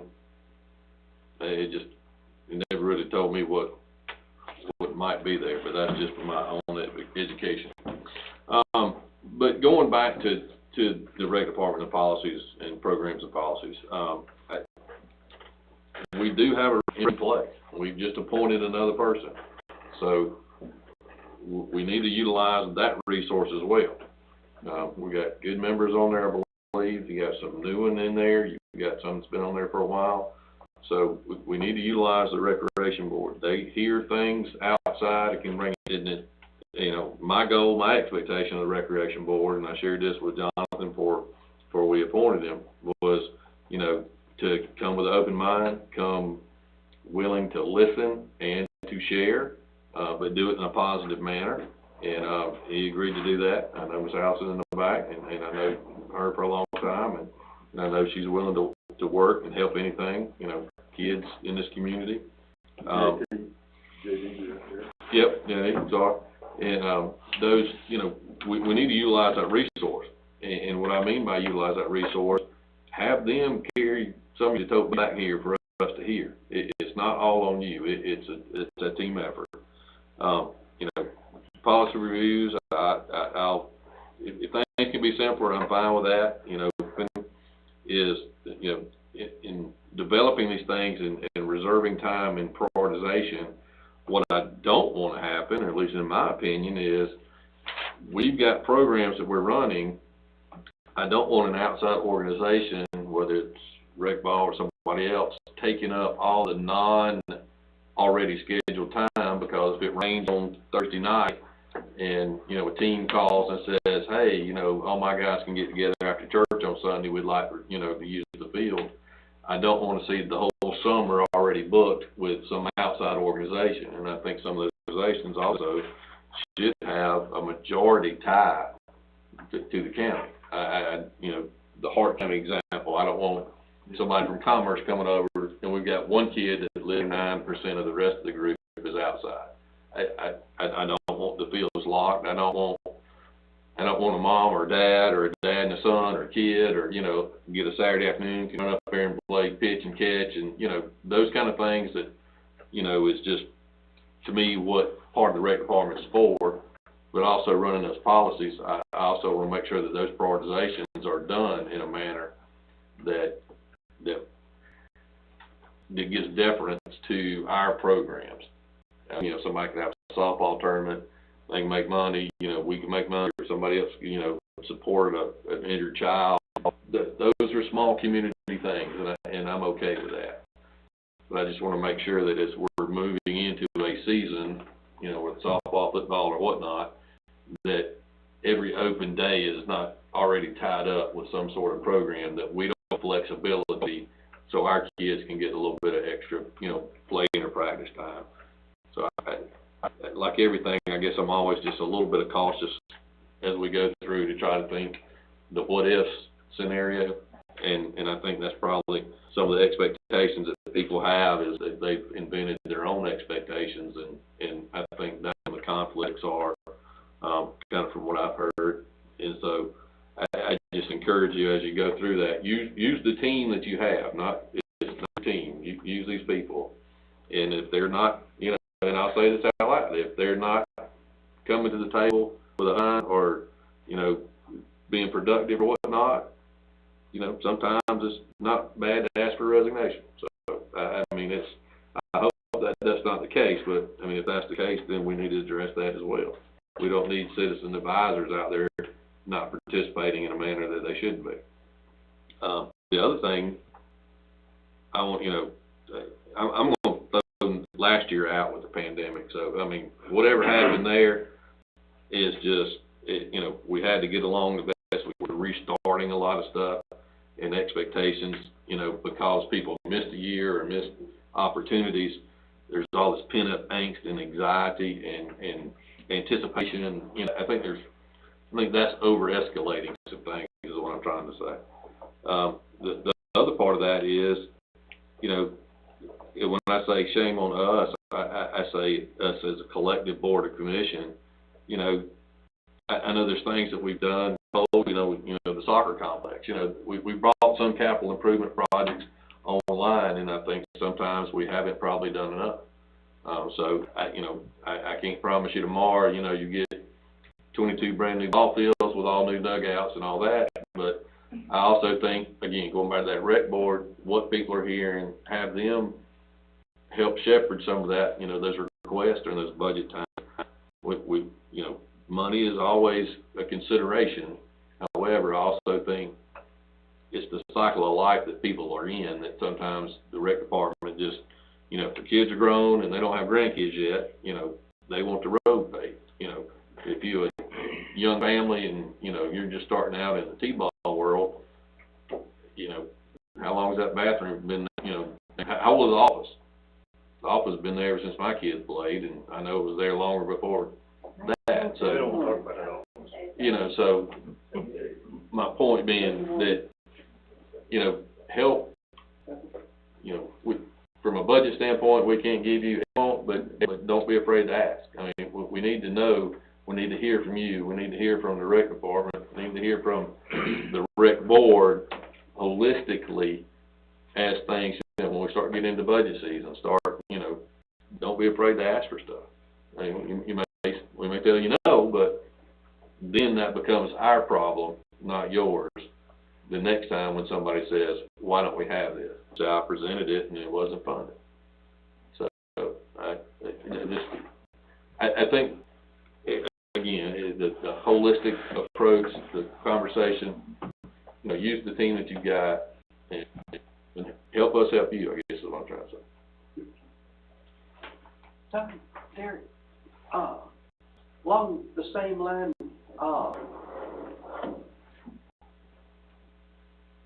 looking at recreation, as we're looking with the board, everything for the last, you know, several years has been youth sports. And a whole other world out there that's coming upon us. People are finding out through the COVID. I've watched more people find that there was a nature trail or a hiking trail at Madison County than anybody ever knew. I'm very much one of those that believes and we're talking about the plan, and I know a lot of that has to do with infrastructure and roads and revenue. But at some point in time, looking at what we have in resources, where those resources are, what we could capitalize on, and, you know, my former boss drove me crazy. It doesn't matter where you shoot the arrow. It's gonna hit something. Unless you have a target, you're just shooting arrows in the air. I'm not sure we know what a target is in terms of where we want recreation in Madison County to be 5 years from now. That's exactly what I think has been missing in this conversation. I think whether the rec department's board, Somebody. recreation has changed, or the nature of recreation has changed, certainly in the last 25 years. There needs to be a definition of where we want the rec department to be, how we want it to best serve, who we want it to best serve, step one. Yeah. And Who defines that? Should that be the rec department board advising us? And there's got to be a definition somewhere where we want to go. Yeah, I fully agree that recreation is well beyond just all these days. I mean, I do understand that. I mean, I've got no qualms about that, but, you know, how to get there and move that forward, you know, again, at some point, we gotta figure out where we're going. Right. And Come up with, or put the plan together for the disc golf, which sold out, what, 3 folds, wasn't it, what you anticipated? Sold out 5, yes, sir.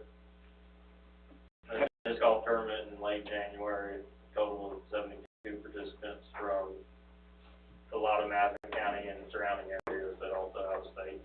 Florida, Tennessee, came here to play. South Carolina, Alabama. Yeah, so congratulations, I've got to tell you that, congratulations, that was a good deal.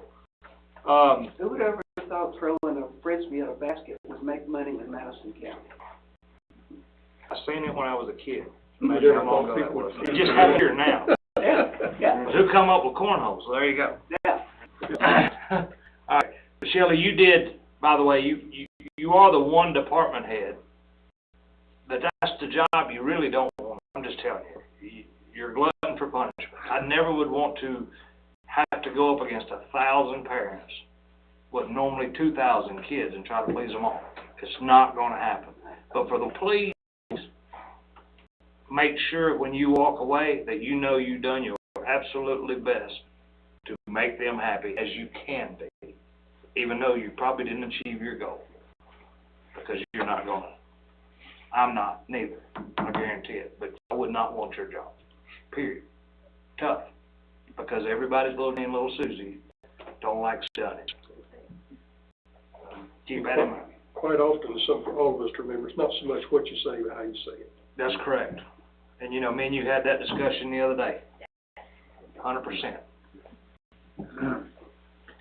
Be careful with that. All the commissioners, how many up there know who your representative is on the rec board? I do not. I know you do.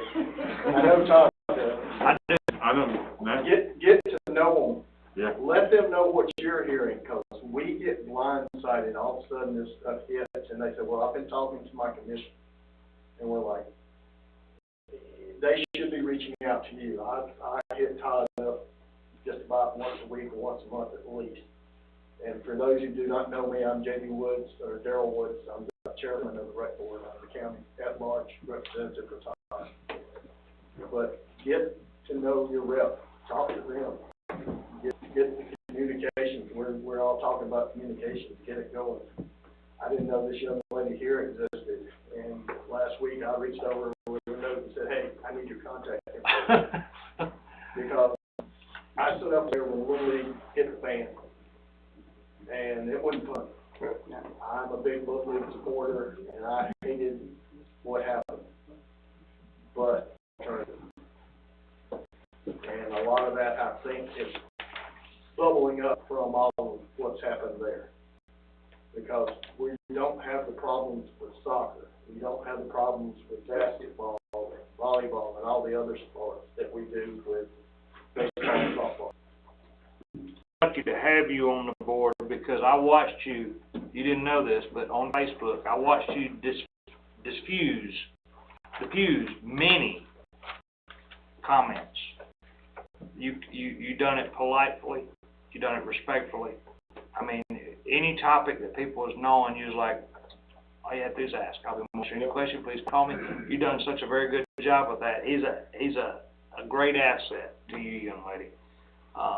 And you know, even because you said something about being introvert, sort of shy, that maybe you don't have to do all the speaking. Ryan with you. He can do all the speaking for you. JD does a great job. Yeah.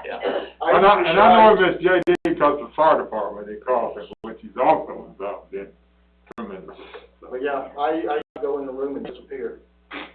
Yeah. Never would know I was there. Yeah. Your tax dollars at work, I want to change that. You gotta remember, it's just like what your mom does. You're here to serve the public. That's it. How you doing? How can I help you?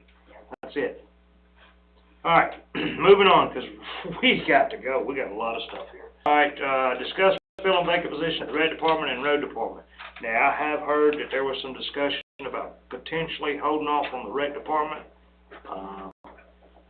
Is this still correct in road department? So let me back up to 5.5. HR is asking me to get clarification from this board as to who is going to do the hiring. Because now, I don't think ever since maybe Denver, there was a clear definition of who does hiring and who does firing, how that process works. And I stated to Brian today, mine on what I would like to see, and this is just what I would like to see. It's up to y'all to do what you want. The hourly employees that work here, non-departmental head and non-assistant departmental heads, I personally feel like that's a board decision to hire a department head or an assistant director. But as far as our day-to-day people, whether EMS workers, road department workers, or somebody here in an office staff, I don't mind taking that burden off of y'all. But again, that would take a vote from y'all. But we have 2 road department guys that we need to get in here quick. And we have got both of them has been highly vetted, not only through myself, Alan, Derek, and HR. They're ready to go to work. So by doing it the way we're doing it, it's off to the next vote in 2 weeks, and then if we voted to approve them, then they would turn in 2-week notices, so we're a month out before we ever get these guys in here. So I would like for the policy to be changed, saying not department assistants. To tell you the truth, whenever it was voted on, I thought that's what we were talking about, because I think that it's we can't be, I don't see how in the world we could do all the hourly employees. I mean, every employee that we're gonna vote on, I just don't see how that can happen. The major department heads that we are looking at. Some may disagree with me, but that's really where I'm looking at it. And I really think that as far as I've looked at the road department folks, I personally think we ought to go ahead and pull the trigger on hiring them. All right. With that being said, discuss filling vacant positions at the rec department and the road department.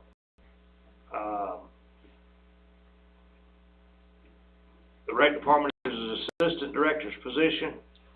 I don't know that anybody knows anything about her other than HR, Shelley, and JD. Now, if y'all trust them and everything they've done, they'll be more than happy to give you a recommendation. Other than that, I feel like the way that was designed was it was for the board to actually do an interview, or at least 2 members to do an interview. Be wrong. Well, that was the impression I got. yeah, I mean, typically so if the board wants to discuss hiring somebody in executive session, I mean, that's really only for the department heads and up, like you said. And if you do it that way, then you have to wait 14 days, actually, so you come out, you announce your final candidate, and then have to wait 14 days before you can formally hire them. And that's to give people a chance that, so, you know, at that top level, people who are applying may not want their current employer to know they applied, so it gives you a chance to come out with your one top candidate. As far as interviews go, I don't remember the board ever actually interviewing anybody. No, I don't think we did. I think we just talked about, we wanted the recommendations from that group, and we had talked about them in executive session for those, department heads. I mean, that's previous, on the previous board. So, you know, this board might have a different, but that's where we're at. I don't know, Derek agrees on that. I thought we could do it or delegate it in there, but that may not be the actual language that finally, but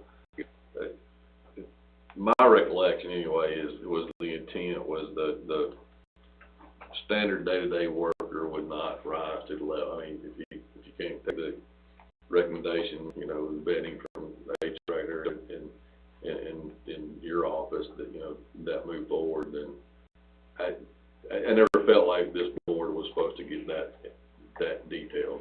I think my conversation when we did it was, I think I might use the language of, you know, maybe safety in numbers or something that when you get to that department level head, that it may ease some comfort there. I surely, heads and assistants need to come before the board. Well, I don't, here again, department heads, assistant department heads, as long as we've got, let's say 3 candidates or whatever we do it, you know, when it's presented to us, just an application saying, I think this is who you're gonna hire, that's, the decision's already been made, and I don't wanna be a part of that. I'll just tell you. Now, if you give me this with a matrix telling me why this person's better than someone else, I can accept that and I can read it, but I don't want to rubber stamp something. As far as day-to-day activities in the county and any position down below assistant department heads or directors, whatever they go by, I really feel that the chairman should be responsible for that because he's responsible for the day-to-day operations here. We're encumbering him here again by forcing somebody in this case to wait 30 days before we can make a decision to hire a motor grader operator, you know.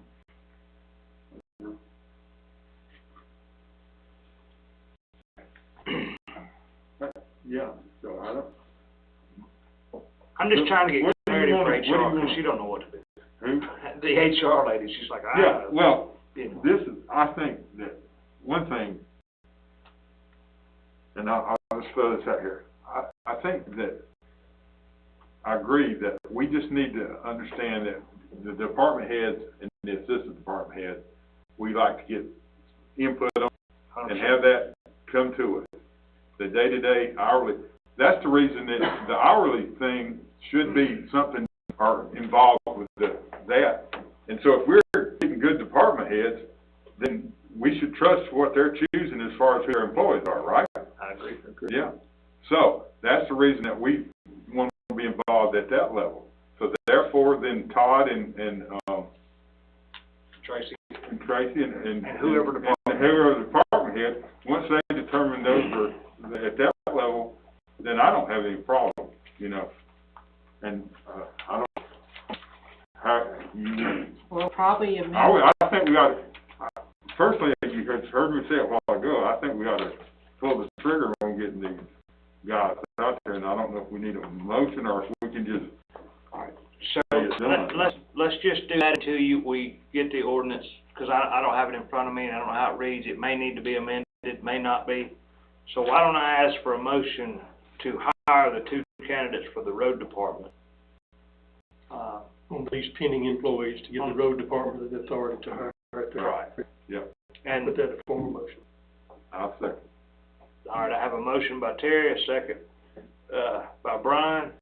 Get that right? Uh-huh. Yes, yes. Yes, That's on these pending employees that we're talking about, that's right. Just, Now, until the policy is addressed. did that, you have also on here the recreation department. Right. Is anybody comfortable with this? Because now this is back to the board, because this is assistant director. Now, it I can, would- it I can would- wait I until think your that we- formal meeting, your business meeting. Yeah, I don't know that any of you read the application, or even talked to Shelley, or talked to JD, or what. I think we just gotta I'm not saying that I don't trust in JD and all, but I'd rather wait on it and from my standpoint. So we'll put it on the 19th agenda. And from what, and I'm not trying to put words in Denny's mouth, but he can correct me how I'm saying this incorrectly, but it's my understanding that would be, not only a recommendation, but some documentation of Yeah, why that recommendation is being made. Is that fair, Shelley, JD? It's very yeah. And here again, I don't know, I don't have a dog in this fight, but I would like a little bit more than just, you have one application, No. We Okay. did 4 interviews. then here again, I don't need to see that. I would like to see a matrix, just a checklist of how, you know, What one had over the yeah, other. And may I recommend, if we don't have that in some sort of formal HR document at this time, possibly HR can work with Mike to make sure that something's appropriate for filing purposes. Sure, that's fine. Again, just remember, so this is an assistant director, but that's one you cannot go into executive session to discuss. It's the actual department head. Okay. I understand, But sure, we can put together. my thinking there is down the line is if when something ever does go south, what paperwork's there needs to be appropriate, that's what I'm doing. Well, to be honest, what he's asked needs to be across the board. Well, that's, Yeah, so that's what we're gonna implement, Right. across the board, that type of application with the matrix built into it. Yeah. For future, because what we have right now, I mean, you saw Michael Moore's 30-something pages worth of an application, and he done it for a reason. And the other thing, while we're talking on that subject, I know that we've got some job descriptions for some folks, but we We're really working on that. we need to work on the job We are working. description. Everybody that's in here, that needs to be Yes, sir. priority. It is underway. All right. Consider approving an intergovernmental agreement with the city of Comer for tax collections. The city of Comer has basically asked the county to, collect tax. I think they already done, Danielsville started a couple years ago, Right. and now Comer just needs it off their plate, and Lamar is, 100% fine with it. So I do need a vote on, No, was that the? no, I don't. We can do it on the 19th. All right, just something for note. Oh, no, yes, we do. Yeah, I do need a vote I'm tonight. sorry. Yeah, I did. That's right. So I do need a vote to approve the intergovernmental agreement with the city of Comer for tax collections. we I'll make a collect motion. a fee on that. We do. Yeah. We're gonna Yeah. collect a fee. Yeah. I'll make a motion. I'll Motion by Denny Adams, second by Mr. Brian Kirk. Terry, discussion. next for discussion. Yeah. Oh, discussion. I guess the point of discussion is, let's Lamar himself for, he's not benefiting from this as the law sometimes allows in certain communities. That is I think correct. that's Yeah. important for our people to know, just that he's doing the right thing. 100%. It's going to the county, it's not going to That's the correct. tax commission. Yeah, the county's collecting its 2.5% fee on collections, but the tax commissioner is not getting anything extra for doing it. That's right. Which Some places that's, communities, And they he do. could, that's right. in some places It's a given, and I'm surprised it don't. That's just how Yeah, good of I a don't know tax how guy it we got. does it, but. but I say that as a positive note, I'm ready to vote. Oh, that's awesome. Yes. Yeah. Yes. Yes. It's unanimous, thank you. That could be a whole topic in itself as to what he don't do, that he could. repeat of alcohol beverage ordinance regarding excise tax. And I think all this has to do is how we collect it, or when we collect it. That's correct, it's the timing. Yeah, it's just a time.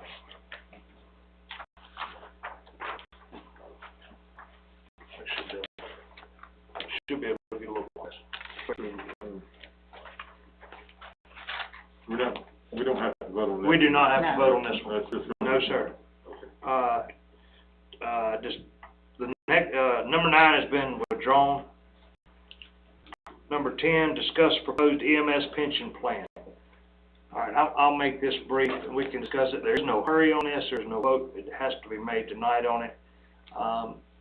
This is what I referred to back a couple months ago about trying to retain more EMS workers, was moving the retirement plan.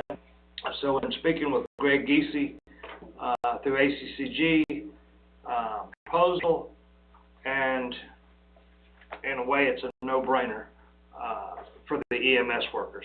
So the Sheriff's Office has a pension plan set up, currently for them, through the Peace Officers Association, I think, excluded from that bill. So this was developed strictly for EMS. It could be extended to everybody, but as of right, we are looking at a, let me find my paperwork here.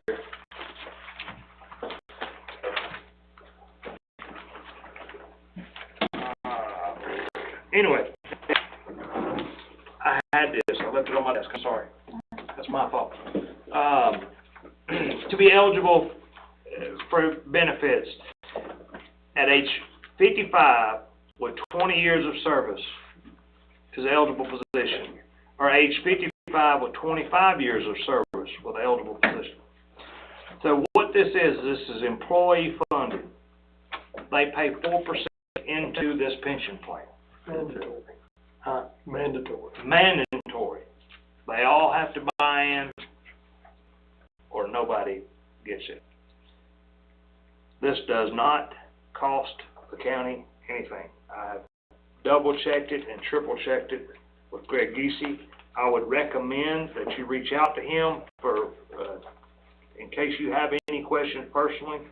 But what this will let Bobby Smith do is that's one more recruiting tool he has to offer. Is this for full-time employees? Full-time employees only, yes, sir. Full-time employees only.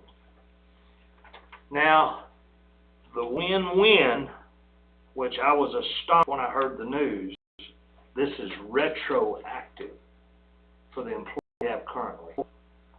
If we have an employee that's been here 13 years, they will acknowledge that 13 years of employment and start them off with 13 years ahead of the game. Without any, put any compensation. If you've been here 13 years and we just adopt this plan, that's not day one for them. Yeah. That's 13 years plus day one for them. Which So they could still retire at their normal retirement. That's correct. Now, keep in mind, their age to draw is different. Right. But with an EMS, being pretty physically demanding job at times, and it does, you do see a lot of workman's case come across the state. Plan that I've seen, and Greg had mentioned Jackson County has a 15, but he said the only reason Jackson County does that is because of the amount of money that Jackson County has. He said nobody else has that money. They're the only ones in the state that does a 15. He said technically a 15-year tenure is not really a career. 20 years is a career, 25 years is a career. 30 years, by the time you get to that point, retirement age anyway. So, he recommended the county look at the 25-year plan. Bobby feels like it's a better selling point for us to do 20. Again, it's no skin off our back. You'll see the number of employees we have, 26 versus 24. There's only 2 people difference. Now, if you walk in off the street tomorrow, if a guy from Jackson County comes down here, or a guy that just graduated tomorrow, he's looking to have 20 years built, and roughly 40 years old. Granted, he still don't get all of his money until he turns of age, 65. But Yeah. I mean, I think it's a good thing, and I don't know why the state hadn't already. You got peace officers, and you got the firemen. We got a pension fund, which I'm drawing from that pension fund right now. yeah, And so EMS was just left out of all the pension just left funds. out all of it. So I think to retain them, that we do this, and yeah, I'm for it. It's not really cost us anything, and you know, at some point in the future, I guess that if we get money inadequate, we could always add Percentage contribution, Yeah. matching contributions. matching contributions or whatever, which would be more incentive, but at least this gets it started. As of right now, it is a total win-win-win for the employee. All right. I'm sorry, somebody's gonna have to explain this voodoo math to me, because if you look at the back sheet, and it's not supposed to cost us anything. I had Greg explain to me, Right. because I didn't understand it either. Like, number 8, recommended employer contribution prior to proposed plan change, so we have no plan, so it's got to be a proposed plan change. I think that's what we already pay, That's, because the number goes down, the employee contributions hit it, not. well,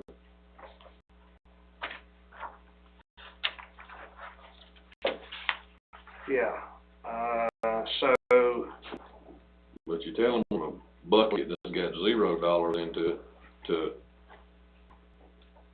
no, we already pay it. We have a pension plan. Yeah, we have a pension plan now that we're paying into. Believe it or not, when they pay their 4%, it actually saves the county money across the board. I would reach out to Greg for clarification. I had to also. okay. It's just too much for me to try to remember to tell you. Sure, Yes, if I may. sure. So we back up to, line item number, please. I was trying to catch you before you moved on to the next line item. Yes, sir. So discuss, section 6-33 alcohol beverage ordinance regarding excise tax, Yes. okay? Greetings, Chairman and Board of Commissioners. My name is Paul Walton. I'm the mayor of the city of Hull. And as you already know, the city of Hull has previously been a dry city. And we recently gained the privilege of selling beer and wine in our city. And when it comes to excise tax, we were expecting excise tax to come to our city, and there was nothing coming in. And so I started to do investigation on where is it, and it turns out it was going to the county. I had to get in touch with Mr. Figueroa to get all that straight and clarified. So now the city of Hull is receiving excise taxes, which we receive on a monthly basis from each distributor. I watched the last formal meeting that you had, and there were some concerns that I had, being that the city tries to not conflict with the county rules and ordinances, the things of that nature.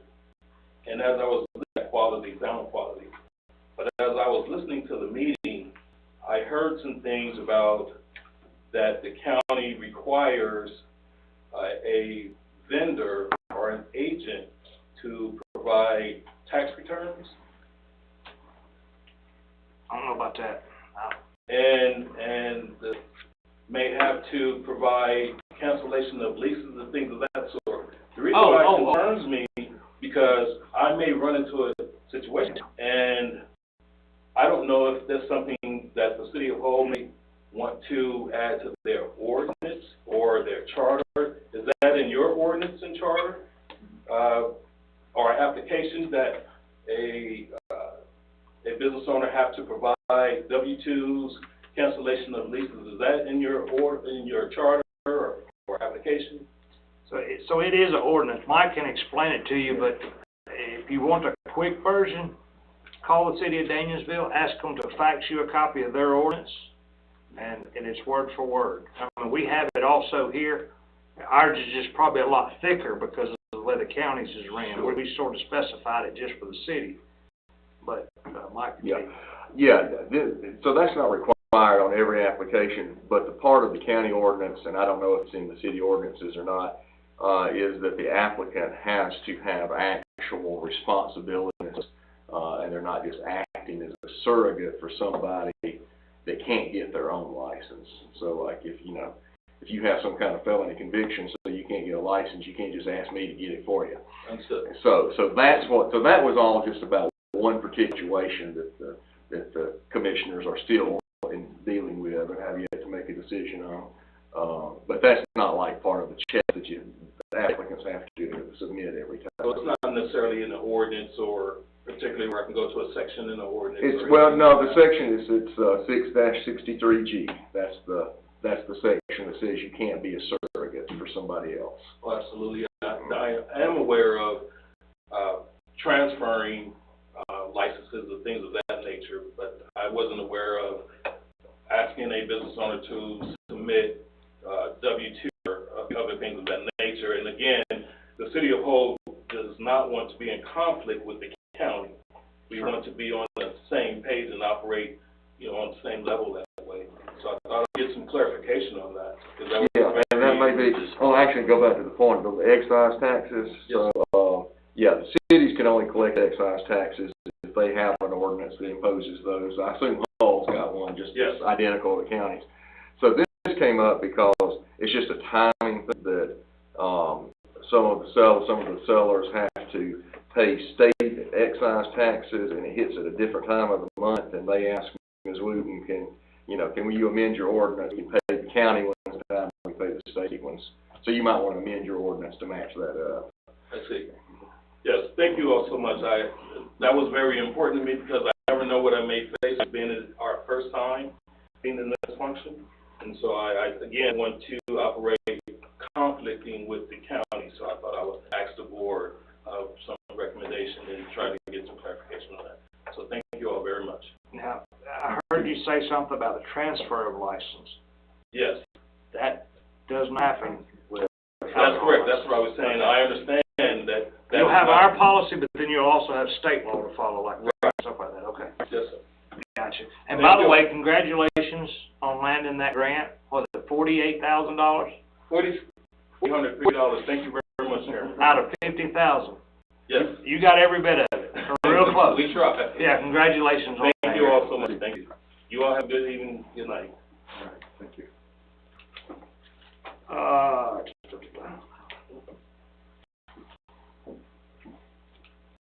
Discuss adopting resolution to facilitate a grant application for mode water system improvement projects. I think most everyone's aware of this one. This is the one through the IDA. It correlates with the number 12, approving an intergovernmental agreement with the IDA, IDBA for the appropriation of funds and other terms relating to the Miles Road water system project. This one. This one on the 19th. Yeah, this one's going to be on the 19th.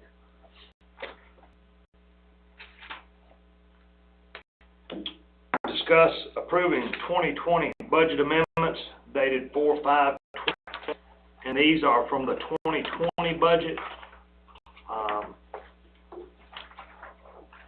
She does not have to have this vote tonight.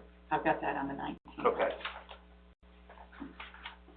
But anyway, if you have any questions on what these amendments are, feel free to contact Kathy. She'll explain every one of them to you. Discuss placing T-Splash on the November ballot.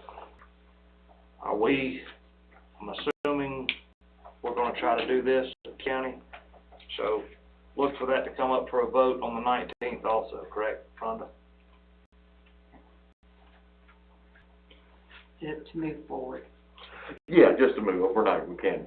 Yeah. It has to go to a referendum, but yeah, the chairman and the county clerk are going. Actually, I have to, I've already prepared the letter that will go to the city, so we do And we gotta to get that out at those. least 10 days in advance of the meeting. And that's slated to go out on the 9th, for on the 28th, I believe. Right. So we do need to have a vote to go forward. Okay. Yep. At least authorize sending out the letters, At least hold a send- meeting of okay. mayors. So I'll ask for a motion to authorize the sending out of the T-Splosh ballot to the cities, Letters. or letters. Yeah, motion. Second. Motion by Terry, second by Mr. Doster. All in favor? Yes. Yeah. Yes, yes. Unanimous, thank you, gentlemen. I meant to ask you this in the chairman's report, and I plumb forgot about it. You were gonna ask me something about infrastructure. Well, yes, sir, thank you, Mr. Chairman. I'm sorry. Yeah, that's okay, it's no problem. Actually, I was on the wrong subject as well, because I thought you guys were talking about infrastructure projects, in relation to some of the stimulus money that's coming down the pike. And then with, of course, with the water stuff here, with the Mize Road stuff going on. What I wanted to ask you guys to consider, ask the board to consider, along with the rest of our residents, things like that, the need for water in north central Madison County. We've got water pipes going in around the county. Everybody's seen the blue pipe running down 106 right now, and stuff, and that's great. We have a strong need in the shallow community, and I've been frank here about this several times, to try to get water down 174 as well. Water constitutes 40% of the value of our ISO rating, and we, as a rural fire department, connected city or infrastructure, have one water line that runs down Highway 29, which is great, and we're very thankful for having that. That water line helped us improve our ISO rating. But that we have 30 hydrants roughly from Danielsville to the Franklin County line to cover 30 square miles in the Shiloh Fire Protection District. So as you're working with these infrastructure projects that are coming down the pike, regardless of what funding source it might be, grants, stimulus money, I would encourage you and ask you to work to get some more water out in north central or northwestern Madison County.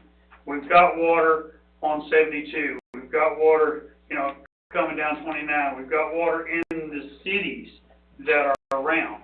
But if you're in an area and you're in a fire department trying to provide fire protection that doesn't have water or ISO ratings, which directly impact the amount of money our property owners pay in insurance premiums. So anything we can do to get more water in that community, anywhere around our community. I know everybody's trying a lot about infrastructure projects and things like that. I know there's a lot of need. But if we could work with the county, maybe the city of Isla or our other partners to get the water down 174, there's opportunity on 106.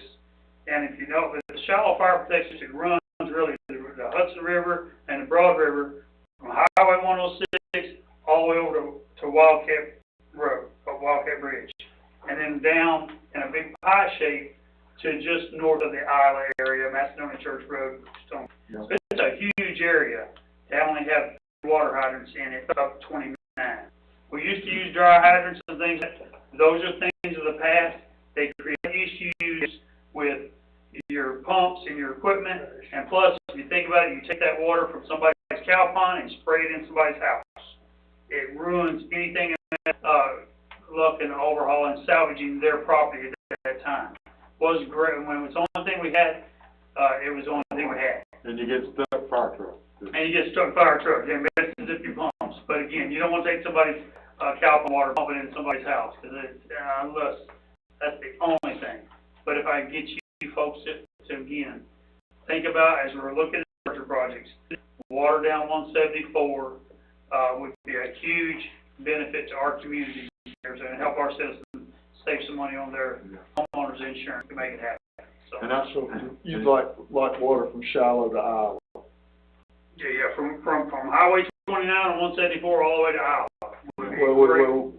We need to tie everything in together. We need to go down to Rogers Mill Road. Oh, yeah, that's fine, yes. And if you, again, there's water at 106 on the Franklin County line We had fire over there, we pulled water from Franklin County just a couple of weeks ago, across the bridge over past Liberty, the water came back, it's the closest place to get water.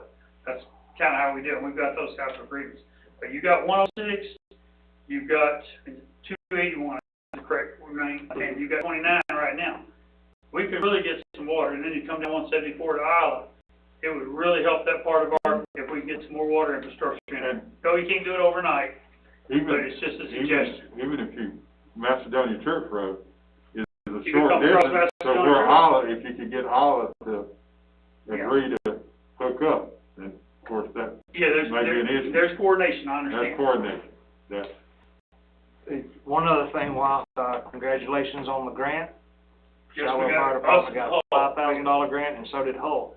right, we did, we were two fire departments of 41 in the statewide, and I think, I don't know how many hundreds of volunteer fire departments there in the state of Georgia. But Hull and Shiloh after grants for fireworks grants, and we're buying hoses. I mean, that's hoses and nozzles, we're not buying fancy stuff, we just need, fire hose. Continue to dig for the grants, but congratulations on the one you got. Any urgent matters?